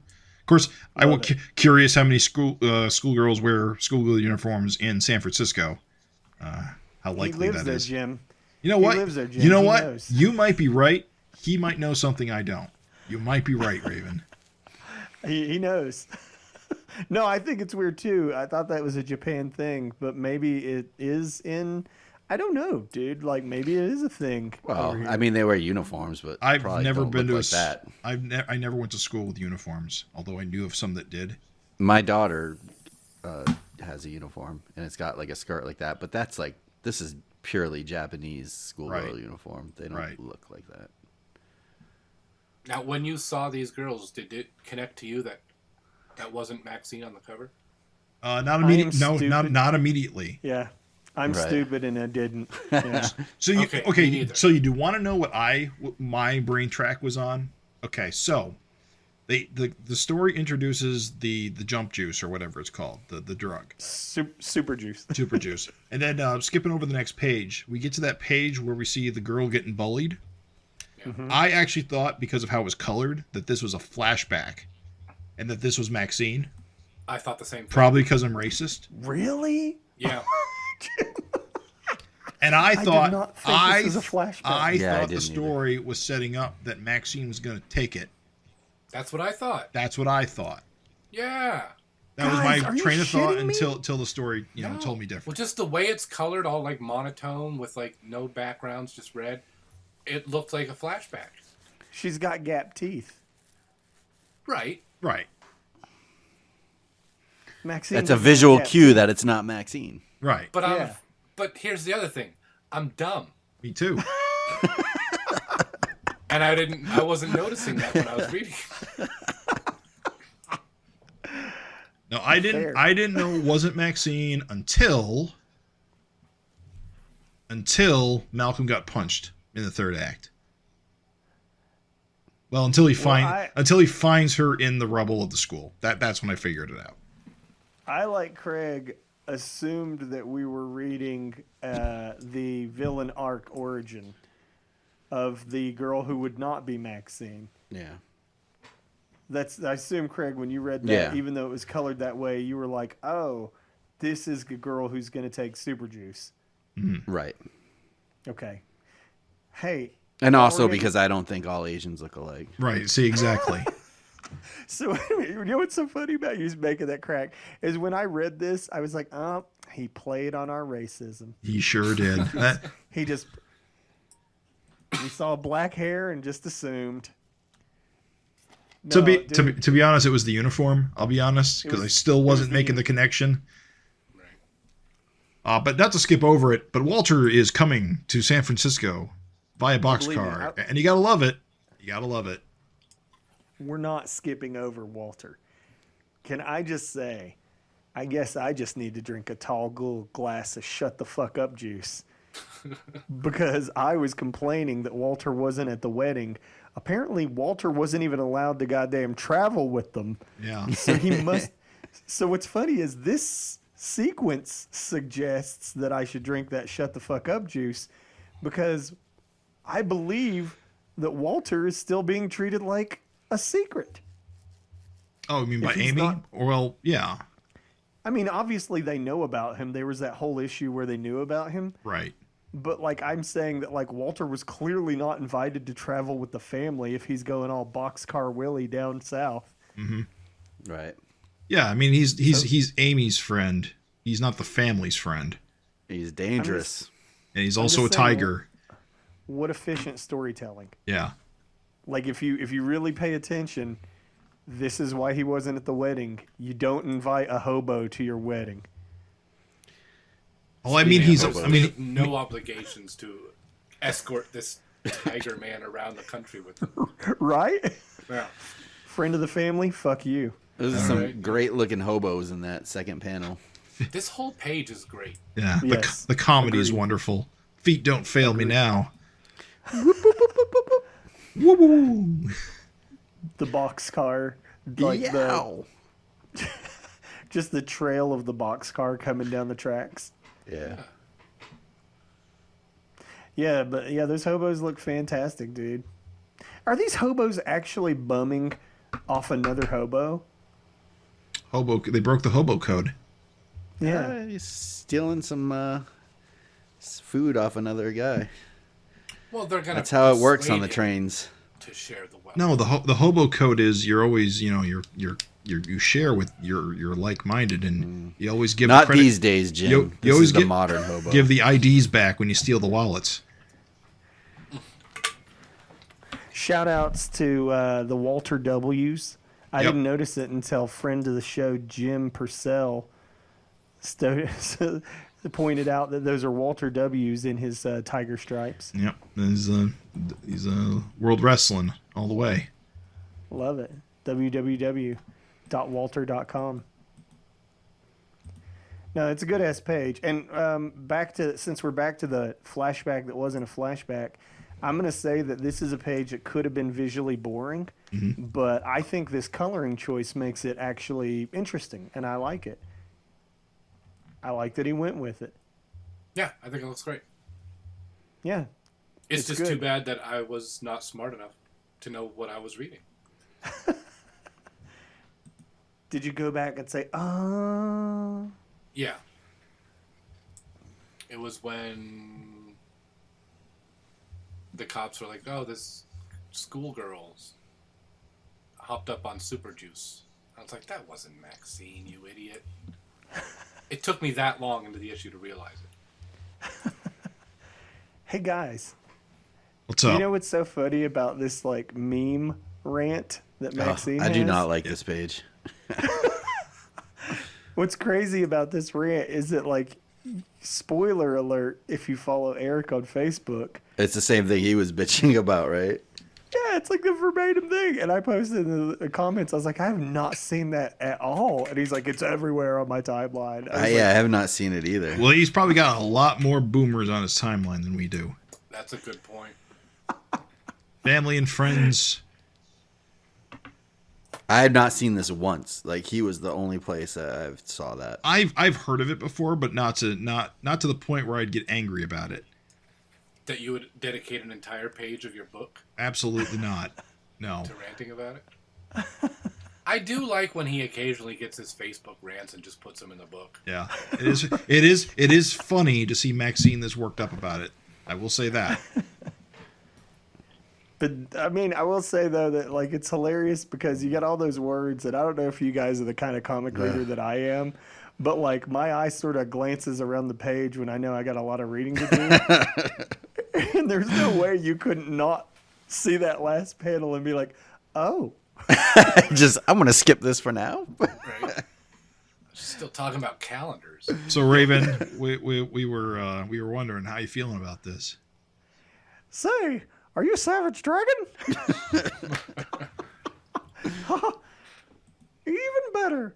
You're the young fellow who saved our world from aliens and put a stop to Osama bin Laden when he became a giant irradiated rage monster. Now be careful, Raven. That voice is still under trademark or copyright. Read the flick your bean part. That's the best part. Read the flick your bean. And I'm a big fan of your viral video. The way you flicked your bean and sprayed the crowd in front of those strippers was a masterclass in self-abuse. It was such a turn on. I got something of a Steamboat Willie myself, if you know what I mean. This is why I had to come back. It is. I had to get my life back and I had to get my life together and come back to the show just for this moment. Raven has been practicing his voice this entire time because he knew it was coming. I knew for years. You think Maxine thinks she's gone too far finally? When the cartoon mouse is coming asking for it? So, like, the funny thing is that I was like, yo, as soon as I saw Steamboat Willie was public domain, I was like, is Erik going to put him in the book? And, dude, I would have never in a million years guessed this was how this shit was going to play out. This is the fucking funniest shit. I was dying reading this. And those creepy guys. It's creepy. Is this the first published book that has a Mickey like maybe public domain Mickey? Maybe. Probably. I'm surprised it's not in Bleeding Cool. Oh, actually, this issue, as we're reviewing it, hasn't come out yet. So do you think it becomes a Bleeding Cool article or something? I mean, Rich Johnson will post anything not spell checked. Yeah, dude, Rich Johnson, as soon as he sees this shit, it's going to become front page news immediately. Because Erik has the luxury of he doesn't have to discuss this idea with an editor. He doesn't have to solicit it. I know. That's the best part of it. It's like, he just wants to make himself laugh. He's like, I'm going to throw this page in there because it's fucking funny to me. Yeah. Like, with everybody else, like, they'd probably have to, like, convince 6 or 7 other people, like, can we put Mickey in our book? Like, he's... Talk about flicking your bean. Right. Well, I think the funniest thing is that, like, that's exactly what the fuck you've got going on here. And again, I said this issue was kind of like a return to form. Like, dude, that is what makes this book so good. Is I guarantee you, fucking anybody else would have been like, nah, we can't. You know, it's too soon. And if we do, it's gonna be. Meanwhile, here's Erik.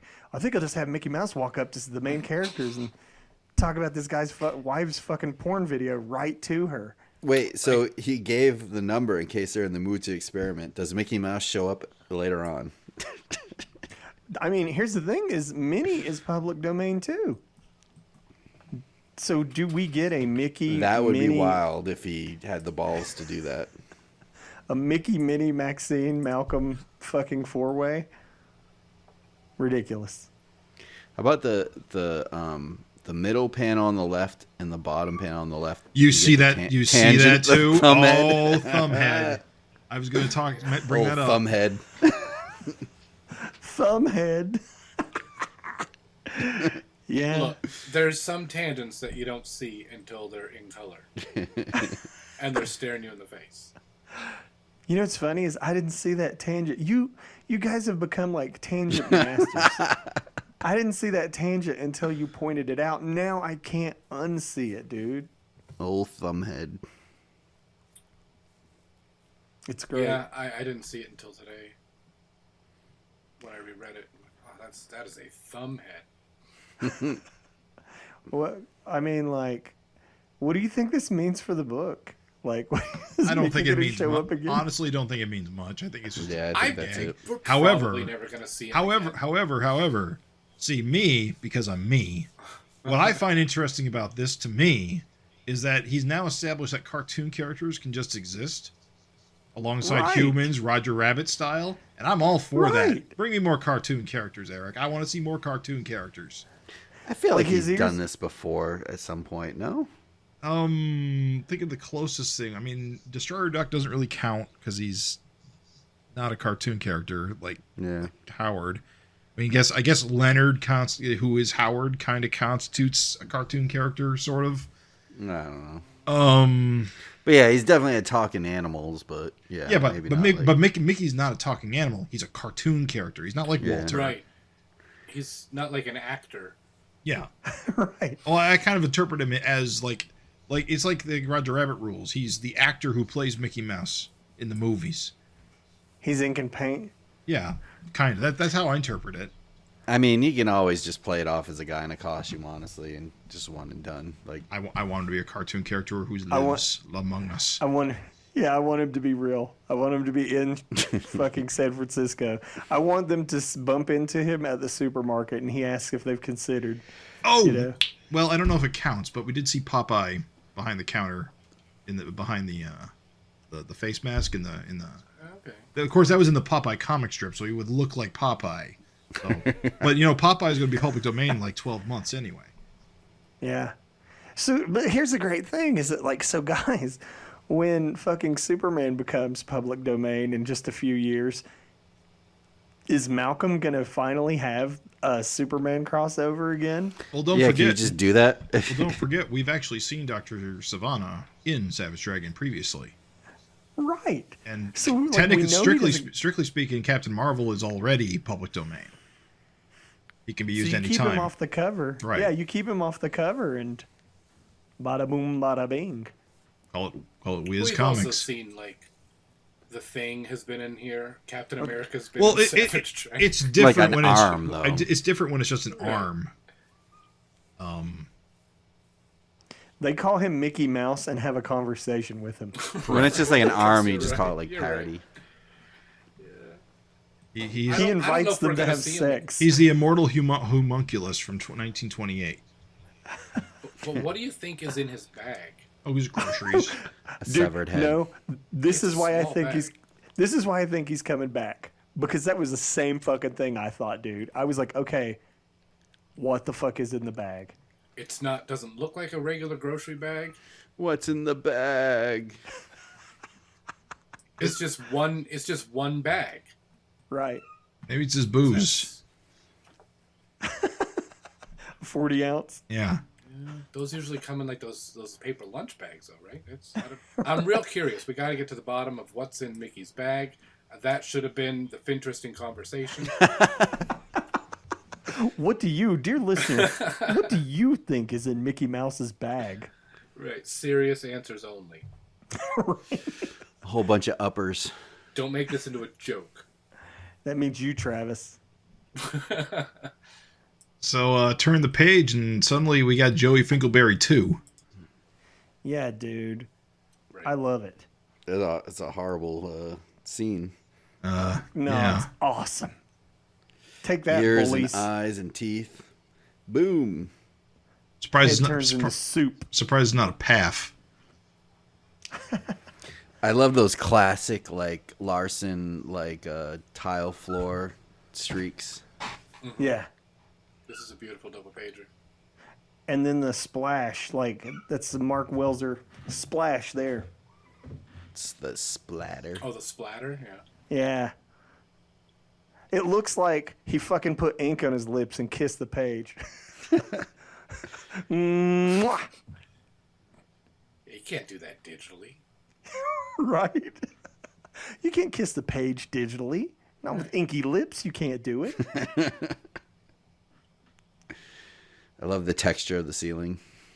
Yeah, dude, this is a texture feast. Like, there's texture on the ceiling, texture on the tiles, texture on the floorboard under the lockers. There's the ink splatter, even the shadow on the one girl's leg. Like, this shit is great. Yeah, this is And- when I realized it wasn't Maxine. You guys. There's even- this is, There's it even a took me color. this long. There's a coloring callback. Like, everything's red and they're blue, except for the two main central figures. Right. Yeah. Shout outs to homeboy Nikos. That's a great choice. A good comic has the entire team working together. Like, imagine getting punched in the face and, like, your ear and your eyeball both flying at the same time. And that's all that's left. Everything else is Yeah. pulp. Yeah, I mean, you're fucked. Well, at least it was over fast. Right. Miss that ear. I love these cops. Yeah, they're great. Like with the bums and the train, like Erik's really doing great. It's almost like a middle finger to all the referenced background characters. Yeah. Yeah. It's I'm like gonna just go ahead and No, do no. the theory now that this cop lady is also a cartoon. She's probably a public domain cartoon that just lives in San Francisco. well, when she said her kids can be crueler at any age, really, it's like, you know, she's had some cruelty. Right. Kids Drawn- making fun of her weird lip. Yeah, or you know, her crazy like small face in the middle of her big head. Right. It's like great, like again, just great sequential art. Like you got like the fucking panel of her in the foreground with all the bodies around, and like Malcolm's just like approaching in the distance. Ooh, good stuff. That's a really good shot. Do you think that these cops, since these aren't the typical kind of cops that we see in the book, it's like like a scrawny old man and some overweight woman? Is this some kind of comment on the type of police that we're going to expect to see in San Francisco, and that's why we need Malcolm and The SOS? Yeah, for sure. Like these are not Chicago guys with like giant fucking like freak guns. Yeah, they look like. This is like Police Academy. Well, we met that other one previously. She seemed cool. Those are sunglasses. Oh yeah. These guys are total Police Academy type guys. Yeah. They're goons. Yeah. But yeah, this girl has destroyed the school and killed everybody. Fucked up. I thought it was awesome. This was an awesome thing because, like, it's that kind of thing where you got the, like, it's not an easy corporate comics thing. Like, in a corporate comic, like, you know, maybe she wouldn't have killed her classmates, but she would have, like, maybe, you know, like, destroyed the school or whatever. Here she's, like, fucking just killed the fucking, she's killed the other, like, kids. You know she's going to end up in a bad way because the drug is going to have some kind of bad effect on her body. You don't know what yet. Like, the whole thing is just a terrible situation. And it's the awesome kind of shit you only get in Savage Dragon, baby.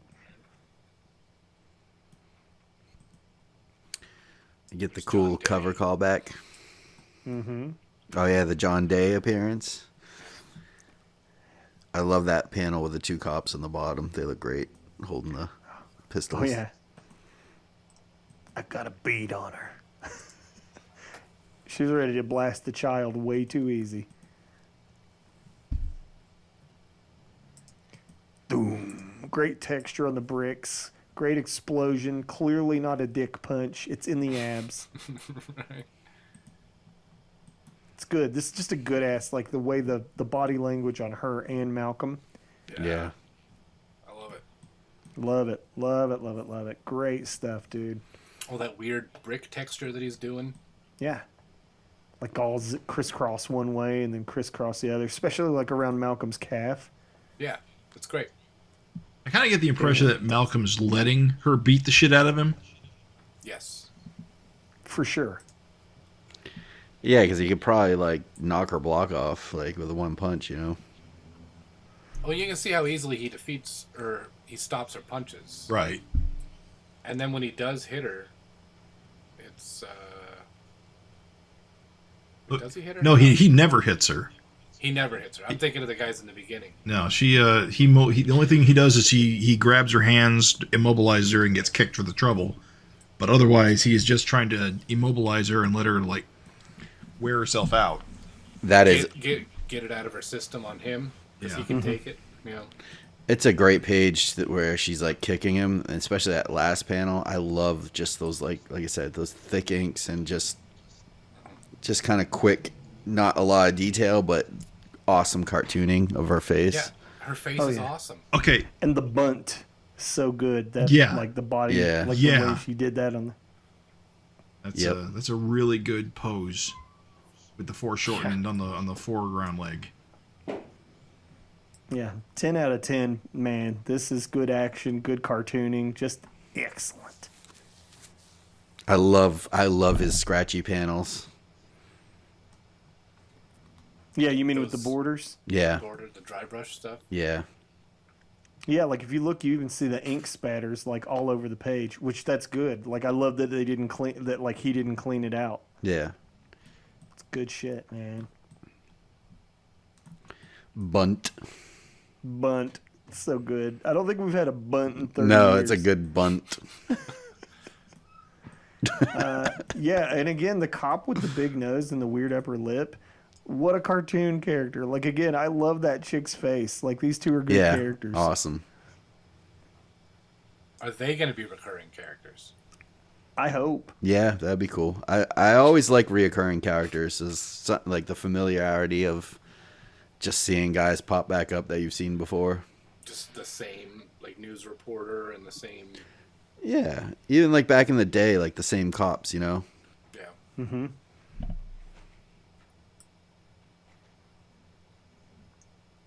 And she has some kind of heart problem there. Well, yeah, her heart gives out from all the exertion. Yep. Too much strain on your body, just like Glum pounding Angel. It's a great face, though, the heart attack face. And she's like, ugh. When Ric Flair had his heart attack and when he was cutting a promo in WCW. That's a nice deep cut. Remember that? Was it like they have it recorded?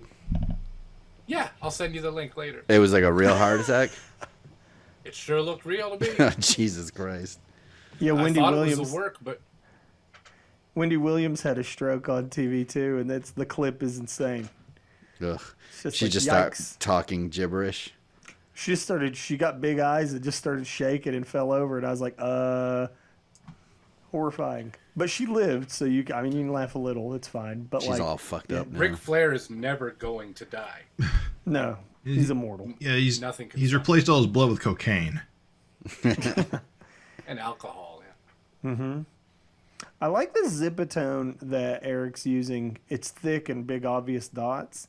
Yeah. And it's used throughout the issue several times. And I don't know, just gonna say shout out to Zipatone. Well, I would imagine that would be a Photoshop filter Yeah. I'm sure it's digital. at this point. I love like this whole page of the heart attack. Like I love Malcolm's pose on the second panel. I love like the different camera angles. Like, like that's the thing with Erik doesn't get enough credit for. Like he can take things that should be kind of boring, and just the way he places the camera angles, it's just great. Like that shot with the cops like running towards like their legs, yeah. Yeah, like Let's be real, the stress marks on their pants leading up to their cheeks. yeah. No, I'm just saying. good stuff. Yeah, it's like It is good. I'm not. it's so joking, like, visually it's good. interesting throughout the book. Like something that if you gave this to another artist, just wouldn't come out this way. Yeah, no, 100% going to back you up. Like, here's the thing. 3 simple words. Move the camera. Yeah. And if Rob Liefeld can get it, and I don't know if he does it, but even Rob Liefeld tweeted, move the camera. I'm saying, move the camera, folks. Not everything needs to be a Jim Lee action figure straight on shot. Right. You can move that camera around and get interesting dynamic angles, compositions. You're the cinematographer when you're making the comic. A lot of comics suffer from that camera in the same place. Everyone's from the waist up. Yeah. Erik's going to move that shit around, dude. And do a shitload of cross-hatching on a big old nose. Yeah. That's so awesome. I love it. I love every line. Like if like you try to do it, it just wouldn't work for some. You know what I mean? Like it's like. But like the rest of his face is just like these big chunky. I don't want to say like bad, but like loose lines, and then rendered the shit out of that nose. And it looks great. It doesn't look like it should work, but it does totally. It's like Sam Keith kind of. Yeah. Cartooning, baby. If I tried to do that, it would just look awful. Yeah, same. It would just look like a big splotch that it was a mistake. That's a lifetime of cartooning. Yeah. It's awesome. Awesome shit. Pretty low-key page to end on, I'll say. Yeah, I agree. When I read it, I was like, Yeah, oh. well, I know. I kind of like the way it wraps up because it's like, he just saw this like super freak kind of little girl just destroy a school. And it's like, it really is kind of a good way to wrap it up in terms of like, oh, we got like 4 of these kids that Right. They're aren't on a drug. They have this power all the time. Right. Yeah, it was. Their heart won't stop when they're murdering a bunch of people. Right. Right. Also, they're getting tall, Like, or Maxine is just short. No, the kids, I was going to mention that. Like, the kids definitely, like, grew bigger. Like, they're, like, definitely look like thinner, like, 8 or 10-year-olds. I don't know how old they are now. Anyone have any idea? They got to be going on 10 or 12 because the angel we saw was like 6. And so I guess that's to be in the merging of the multiple Earths happened about 6 years ago, real time. And the kids were definitely around then. So they got to be a bit older than that. Suppose I could go check their birth dates. I'm going to go ahead and praise another subtle piece of storytelling. We saw Maxine hoed out in the earlier part of the issue, but she's wearing this super cute outfit to pick the kids up. Hey guys, that's just good parenting. Yeah. So I think they're almost 9, right? Or was she so creeped out by Mickey Mouse? Well, this is the same outfit she was wearing when she met Mickey Mouse. Was it? I'm pretty sure she was wearing right. the button up with the mini skirt. Yeah. It is. You're right. Sorry. Yeah. So this is the same day. This is the same day. I'm glad that the issue ends on a shitty Larsen car, though. And I mean that sincerely. You know, I miss him. Instead of some traced. Amy Dragon was born in 2015, so she is 14. No, my math is bad. 9. She's 9. Not quite 9 yet. Yeah. Well, Maddie's in school too. Like she was the youngest, and she's in school too. So it's like, huh? Yeah. There's a lot of clicking going on. Oh, sorry. Someone's letting their fake fan show. We just you don't know off the top of your head? Exactly. You don't know 30 years of comics just out of your head? Fake fan. 2018, so she is... Now, I think, like, here's the thing, is if you thought that last page was a disappointment... 6, yeah. First grade. I think the real thing that was disappointing was this backup. Yeah, you should skip it. What should we... Don't even mention it. Yeah, let's just keep going. It was a great episode, guys. Good issue. Raven, nice to have you back. Yeah, thank you. No, jokes aside, dude, absolutely fantastic. Love this backup. Yeah. This is the kind of shit that I love the most from a Savage Dragon backup. It features Savage Dragon characters. It's in continuity, like it features events from things we've read, so it feels like it matters, even if Erik's going to ignore it. It feels like it matters. And this shit is just TNT. You, Mark, artists, we got Rich, Gods of War, Johnny Raygun, Sergeant Werewolf, Woodall, also contributing the words. Beautiful music you two make together. Beautiful music. Who did the letters on this? Jack Morelli. Jack Morelli. Nice. Dial tone. What does that mean? Explain. Is that From G.I. Joe. Oh, right. Did he do the lettering on G.I. Joe? No. Oh, that was his name? No. Dial tone's real name is Jack Morelli, which I assume... I like how you laughed at me like I should have known that. Well, it is a deep cut, because I think... It's my favorite joke. Because Morelli... And nobody gets it. Morelli probably lettered the Marvel G.I. Joe comic, and Hama named all the characters, or most of them. Right. So it was probably a direct reference to the letterer. That's always my guess, but it's That's nice cool. to have Dial Tone himself lettering our book. I like the title font, the Frankenstein Force. That real, like, 60s horror type. That Frankenstein looks familiar. I gotta check something real quick. So while you're checking that, I'll just praise the artwork. You got this badass splash page. Roughneck got his fucking legs chewed off by Mako. So we see him sitting here. It's so hard for me to not talk insider baseball on this backup. Because, like, we know the story. I don't know how much you do or don't want to get into it. But, like, the thing is I had the luxury of seeing these beautiful pages in person. And Mark, of course, drew him, so he fucking saw him. So the minute I see it, I'm like, oh, no, the giant legs. Right? So... Do they look too big? They're supposed to, when though. you first, yes, when they you do, first but drew it, they weren't, though, right? Right. No, I drew them much smaller initially. And then, yeah.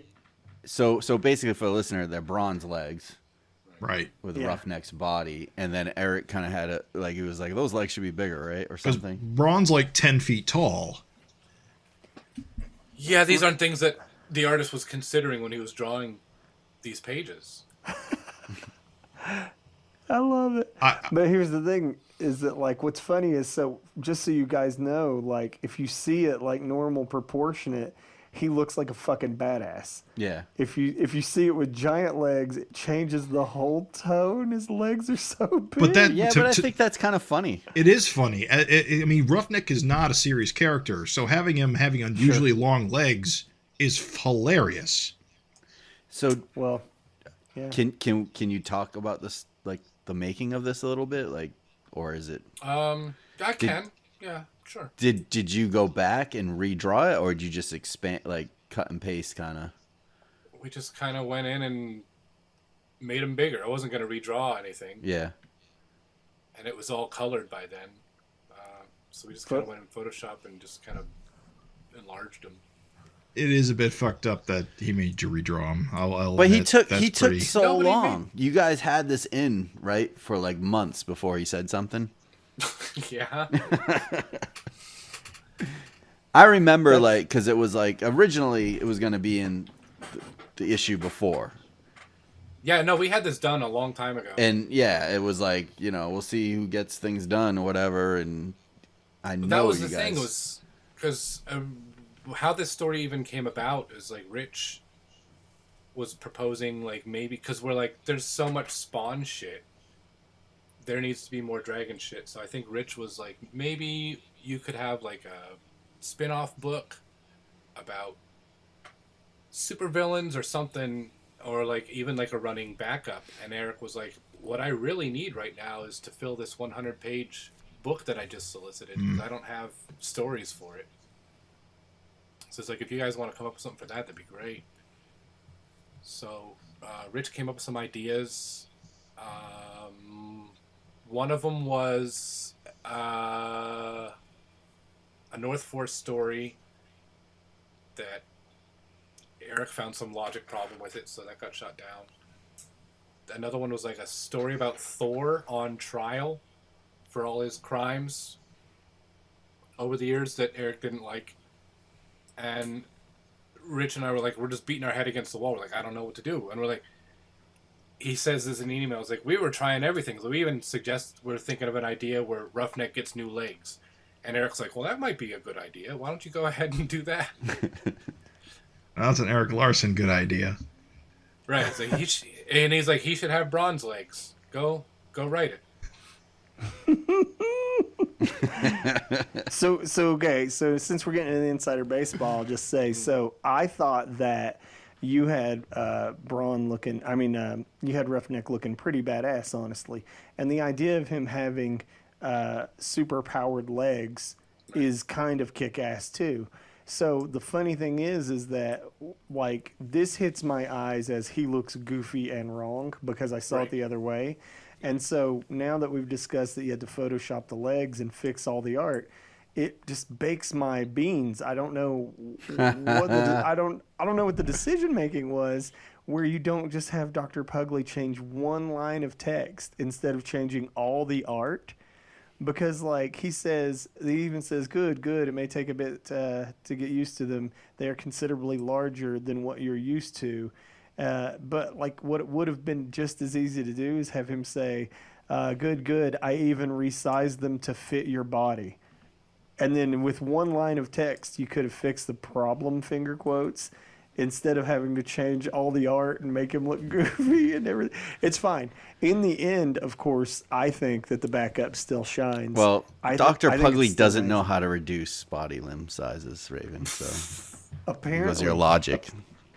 I think what it comes down to is we see him reduce a monster. Suggested him having these giant legs because he thought it would look stupid. But then when the pages came in and they didn't look dumb, he's like, well, what happened? You ruined my joke. Make him look dumber. Make him look dumber. That sounds like Erik. I mean... The first time we see Pugly, is he not reducing a monster in size with a remote control? With one button. Yeah. He pushes one button and it shrinks down and he just takes... So I'm just saying it would have been so easy. It's okay. I honestly... Who chose Good, sorry. Or I'm sorry. The last thing I'll say is that, like, it was hilarious to hold this story up because I knew it was done before the wedding issue. and I thought it was gonna be in the wedding issue, and the wedding issue really needed fresh material. Yeah, and so it's like I needed one less Megaton story and more of and this. when I got that, I was just like, where's the Roughneck story? All right, I'm done. Go ahead. The Dr. Pugly, did you guys choose him from? I remember he showed up in like the Jack Staff thing. Is that where? Yeah, that was. I was trying to think of who we could use, and I originally suggested we use Dr. Savannah because I knew he was already established as like a mad doctor. Yeah.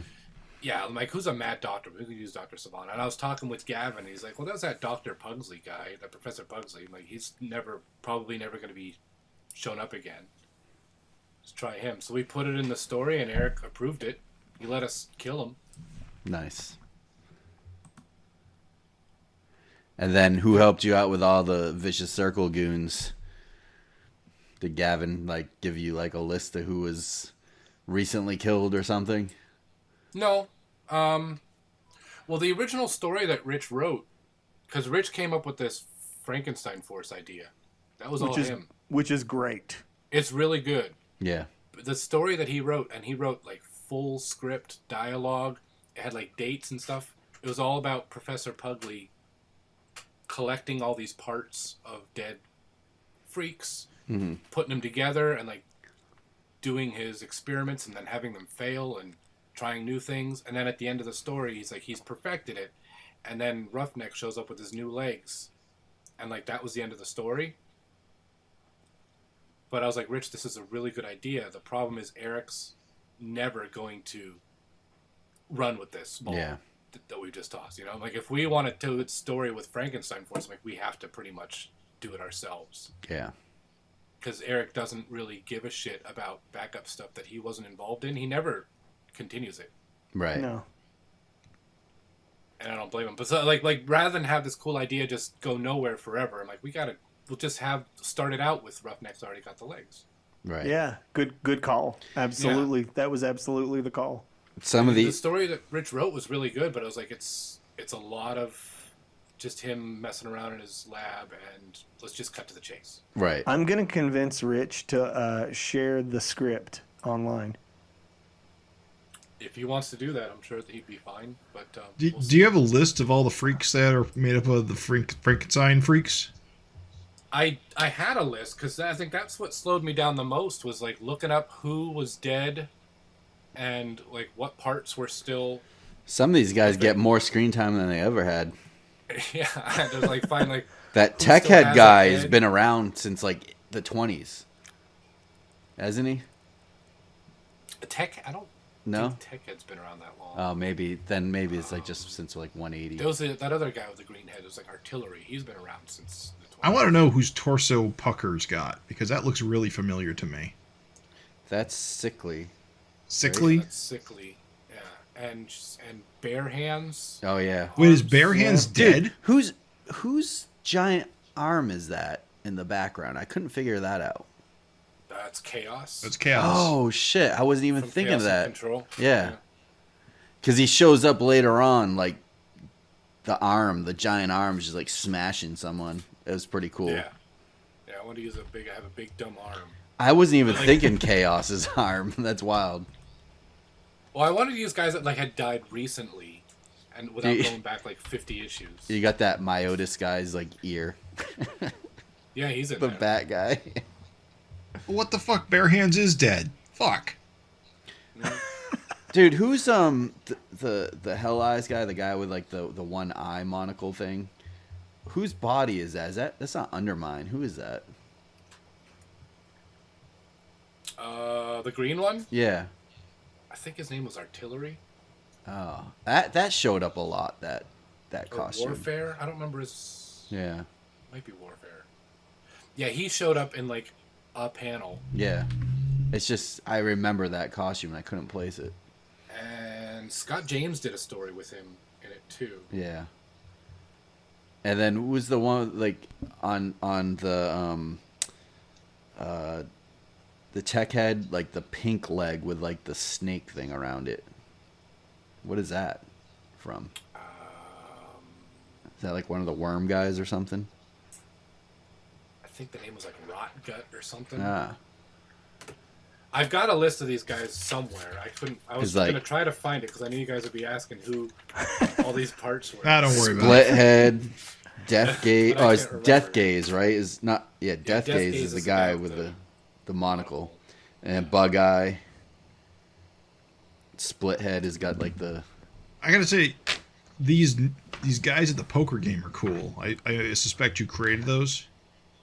Yeah, those are all new guys. Is that Woodsy the Owl? Yeah, it was great. Is that Woodsy? No, that character is named Weird Owl. Oh, dude, yes. Weird Owl. Who's the boxing glove guy? Tough Jeff. Tough Jeff. Good stuff. What about the guy with the mustache with the Bucky costume? I think his name was the poorly behaved rascal, something like that. I gave him some dumb, long-winded, pretentious name. The badly behaved. The flame guy. I love the flame guy. He's got like the tube arms, like very young bloodish. Well, Mako-esque. That guy's name is Firearm. He looks like a Freak Force villain. Yeah. Whose job was it to put what cards on the cards that you drew? I did all that. You had to do all that? Yeah, I don't think I had to, but I'm the one who did it. Good for you, man. What'd you say? Who did what? Who put all the cards? Yeah, the little cards, the detail of the cards. The playing cards. I drew them blank, and then I had to put the little... I was like, I don't want anyone else to have to do this. I'll just do it myself. Good for you. Yeah. And that panel with them all attacking, I was trying to treat it like a double page spread, but have it be like just a big panel. Yeah. Mm-hmm. I tried to squeeze in as much shit as I could. Well, let's one thing we didn't talk about, like on the first page, and then what happens again later on is like all the the callbacks. So like that first page is the Super Patriot pose from. Is that from the miniseries? Yeah, that was from issue 2. And then I also recognize the wall. You know, his first Roughneck's first appearance was kicking through the wall, and then basically the dialogue is almost word for word. Dialogue's pretty similar there too. Yeah, those are the only real callbacks that I had. But I definitely wanted to call back to his first appearance because now he's got these legs. He can kick through walls twice as hard. Right. It's a good point. Yeah.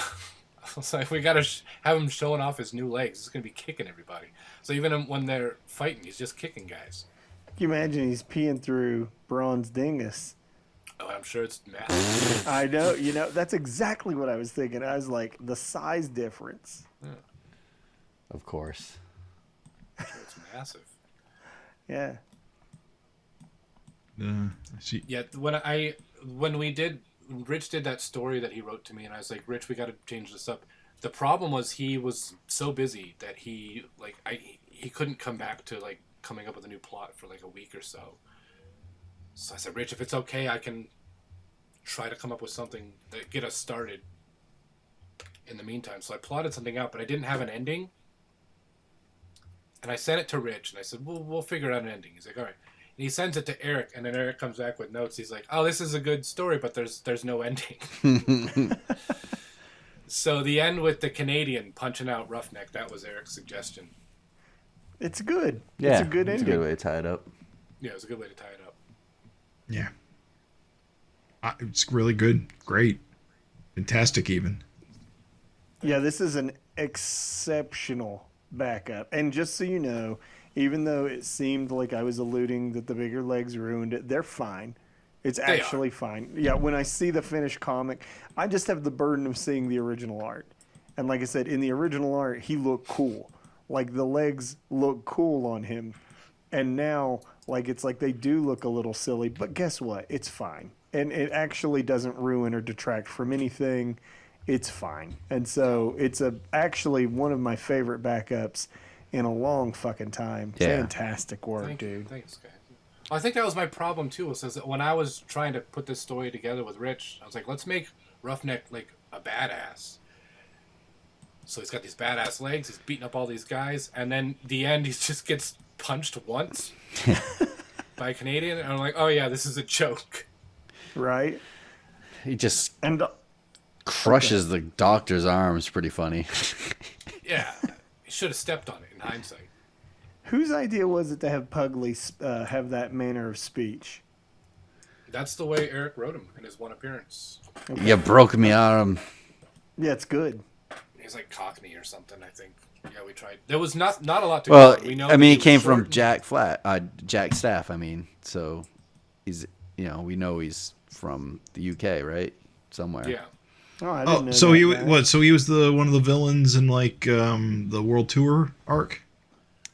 Yeah, the crossover with Jack Staff. He was fighting Jack Staff. That was like a one-page appearance. Yeah, I think he had one line of dialogue. Wasn't he controlling some giant monster or something? Yeah, that's and then he the comes one he with this reduces. little remote control and makes them small, and it's like, sorry guys, I'll see you later. Rich had this whole thing written, like, of a motivation for this guy to be pissed off. But I was like, we gotta just cut to the chase. Yeah. Well, it's a these backup. little I mean, backups. you only got like 8 pages, so yeah, you have to. It is, yeah. That's the. We barely had enough time to like have him fight anybody. That's If Rich wants to share the story, I'm sure you guys will like it. He spent time on it, research and everything, but it's well written. Oh, he's one of those writers. But those usually aren't the kind of scripts that he gives me. It's usually very Marvel method. It's just hard to write like a backup like that. You want to have 2 pages of fighting, right? Right. And then it Minimum. doesn't leave you much to do anything else. So you gotta like really economize your space. Well, that was always the big challenge back in the Super Freaks, is that we only had like 5 pages each, and you really had to economize. Right. Well, You gotta do like condensed storytelling. Just get to the basic stuff and the most important things and get through it. It really, like, that's the beauty of a short story, is it truly cuts the fat. Like, it's like every single panel counts. Right. Yeah. And I think you guys did an absolutely fantastic job, because it's like, it's a 5-pager? I think it's 8, 1, 3, 5, 7. It's beefy. I'm just saying it's beefy. I think Yeah, you guys there's did a lot really going good job. on. Yep. I think you did a great job. That was one of the goals, is I wanted it to feel like it fits in, and that we have read Savage Dragon before, and we know who some of these characters are. No, it's got like Raven said, it's got like everything you want in a backup. I like, for longtime fans, it's got the cool little Easter egg, wink, wink callbacks. It's got cool reoccurring characters. It's got new characters that are kind of fun to look at. It adds to the story. Yeah, but who cares? They're funny. The names are even more hilarious. No, I'm with Raven. These are the kind of backups I want to see. I want to see backups. If they're going to be like drawn and written by anyone, it's got to be like a fan that knows like the insider stuff. That's all I can hope for.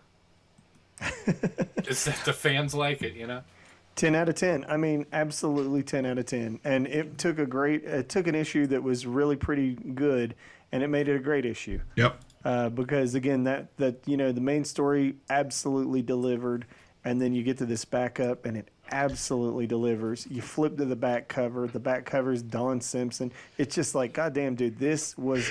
What's funny is I shit on the. I'm so glad I didn't have to record that episode. I shit on the wedding issue so hard. Because it dropped the ball, and it was such a disappointment in a lot of ways. But like, this issue is everything you could want from Savage Dragon. Like, it totally, like, 180. Like, I was like, okay, dude, like, that's the thing, is a bad issue of Savage Dragon is a fluke. There's like way more good ones than bad ones. So this one definitely felt like a return to form. Hell yes. And it's it's nice to be sandwiched in between like a nice dragon story and a Megaton Man. Yeah. Pinup. And a classic. Like, that's such a classic matchup. The only problem is, like, when I tell people, like, go buy the new Savage Dragon, I've got a story in it, they're going to read it like, is this cum? Is this woman Yeah, it's covered true. in cum? That's true. It's like, I'm like, nah, baby, that's ice Spilled cream. milkshakes. Yeah, and I'll send them to this podcast, this episode. I'm like, you can hear me clearly say that it's ice cream. Right? No, I'm very happy that I'm in this issue. This is a real good one to be in. Yeah, dude. Is this your second backup? Yes. In all these years? First one I think was 207 or something. It was a while ago. yeah. I know Erik used to listen. I don't know if he listens anymore, but like I wouldn't if I were him. But if he does, I'm saying if there's any hope in this world that like the main man hears this shit, is like, dude, more Mark Welser and Rich Woodall backups. Next time you need to fill 100 pages, call these lads back. Call them back. Get them in 275. Get them in 300. Hey, I'm ready for it. He ran out of the megaton stuff, so he's gonna need some filler there. It's gonna need new material. Yeah. That cursed new material. Dude, I gotta say, the Don Simpson pinup. That's a commission from Juan, right? Or is that something new? I know that Juan got a Dragon Megaton Man commission. I don't know if it's the same one or not. I thought it was 2022. too. I love the wooies as big as me this time, because when they first fought, it was like Savage Dragon was still in the miniseries. He was like small. Yeah. How did Don Simpson, of all people, get the fin wrong? It's easy to do. How though? How he knows Dragon? It's not like he doesn't know. To be fair, the era of Might not care. the era. Oh, I know he doesn't. The era of that Megaton crossover, Dragon's fin was very inconsistent, even in the comic. Okay, I'll let it It's go. possible he went back and referenced his own issue. Dude, it does say it's a 90s grudge match. So it's all good. It could be 90s Dragon. And it's nice that we were able to identify the artist of the pinup on this issue. Because poor Ryan Alexander Tanner was very upset that nobody could read his signature. Didn't know who he was when we did our last episode. Yeah, it's our fault for not having the letters pages. I'm sure it was written there. So Ryan Alexander Tanner, which is a name that I've committed to memory, and I'm not reading off my phone. We apologize. You guys need to get your shit together. I don't know what the fuck was happening while I was gone, but it sounds like a shit show. It Yeah. was gallivanting, a lot of gallivanting. Well, it's time to scrape the crust off this shit sandwich. We're getting serious, okay? All right, this is my last episode. Thanks, guys. So I'm looking at the Savage Dragon Megaton Man crossover issue, and Dragon's fin is exactly like that on the cover. Oh, So you're saying Dawn referenced the Yeah. I'm sure they're on the same kind of trash pile. This was a commission for Ryan Balcom. Ah. And I was looking it up. I was trying to find it. Don turned it into a poster too, which I bought at Terrificon last year, which I have not found any place to hang up yet. I don't usually buy posters. I appreciate that, like, Dawn did a commission that was good enough to be used as a poster or a thing. Like, some guys, they'll do these commissions and they're kind of shabby. Mm-hmm. And, like, clearly Dawn's doing his damn thing in this one, so hell yeah, dude. Well, always good to see Don Simpson in there. Always. Don is a treasure. I'm looking very forward to not only his omnibus collections for Megaton Man, so I can revisit those, but apparently they're doing a... Craig, we should probably talk about this. I mean, it's not really a big deal, but there's that Big Bang Comics Kickstarter. You apparently got your book? I haven't got it yet, but it's coming. Oh, okay. For some reason, I thought you posted about it. All right, but apparently they're doing another one, and it's based on I got the Megaton PDF Man. of it right now. So yeah, there's going to be a Megaton Man similar style fan book endorsed by Don Simpson. Yeah, he's very active. He is. In helping out all the creators and stuff that are working on stories there. And he's doing a couple of new stories himself for that book. He's doing like a couple of intro pages and yeah. He's got something with the Night Watchman, I think, is for that book. Yeah, he's actually approving all the stories too. Yeah. Yeah, I did not really know the circumstances of the Big Bang book. Like, was Gary involved in its editing, or? I don't know how much he was involved, but he was looking on at least. Like, I don't know, like, if he was, like, okaying things or not okaying things, but, yeah. Very cool. So, I think we got a good one in the bag here, guys. I think that about wraps it up. Next issue solicitation. I did not even think to find that. Hold on. You mean to say, on the next issue of Savage Dragon. Savage Dragon 269.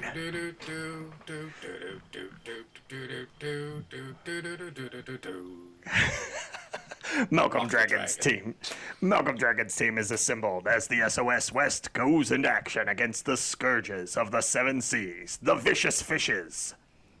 Is that what it actually says? That's exactly what it says. Who the fuck are the vicious fishes?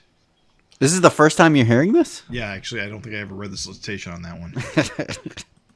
Beautiful cover. We get to see the twins, like both of them, behind Malcolm and Angel as they like tackle the hands of an ugly. It's awesome. 269. Look it up.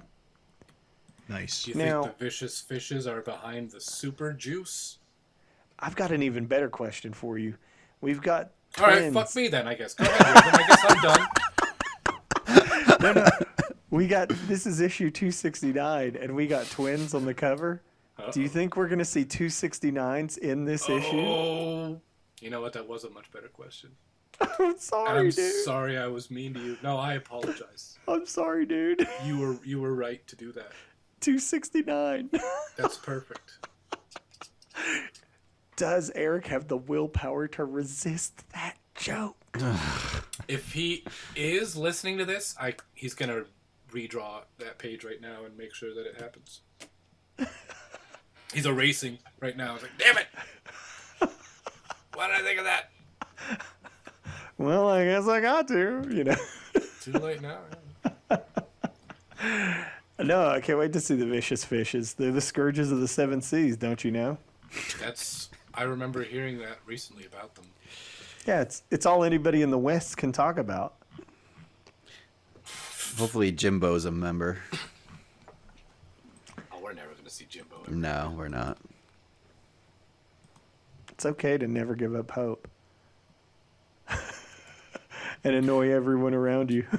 There should be some good backups coming up in like that issue and other ones too, right? Because I know a bunch of people, I'm sure, did some for 267 that didn't run. Oh, really? Oh, yeah? I assume.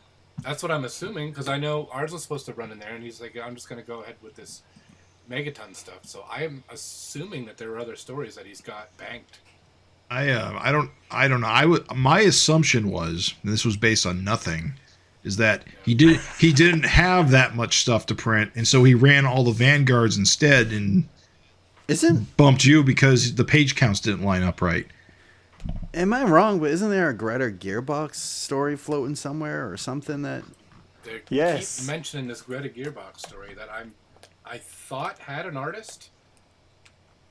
Yeah, and then something happened and like he's just disappeared, and I'm just like, bro, throw it my way. I'll draw that Greta Gearbox back up for free 99. Greta Gearbox disappearing from the book is one of the most annoying things to me because she was such a good design and potential character, and now because of whatever this is, she's just gone.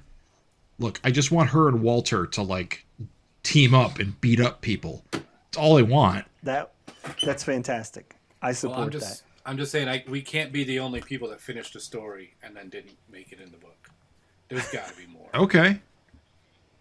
Hopefully. I'm not saying that because I have secret information. I have a hunch. This sounds like he has secret information, fellas. I really don't, but I gotta imagine other people drew a bunch of cool shit, right? I have no idea, honestly. Yeah, I don't know either. I got nothing. No insight. Right. Well, if I'm wrong, then that's fine. I'll eat my hat. Okay. I've seen it. It's pretty big. I'm wearing it right now. My hat. Yeah.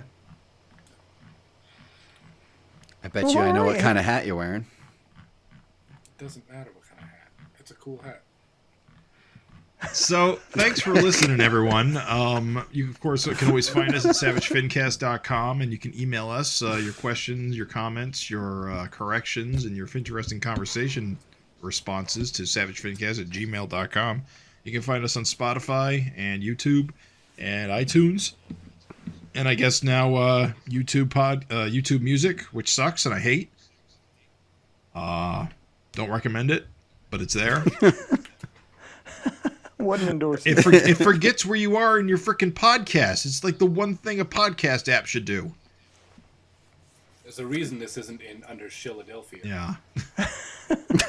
I'm not thrilled about the Google podcast app going away at all. Oh, YouTube. Because Google owns YouTube, so they got to 6-6 synergize. Ugh. Anyway, enough of that. So thanks for listening, everyone. Have a good one.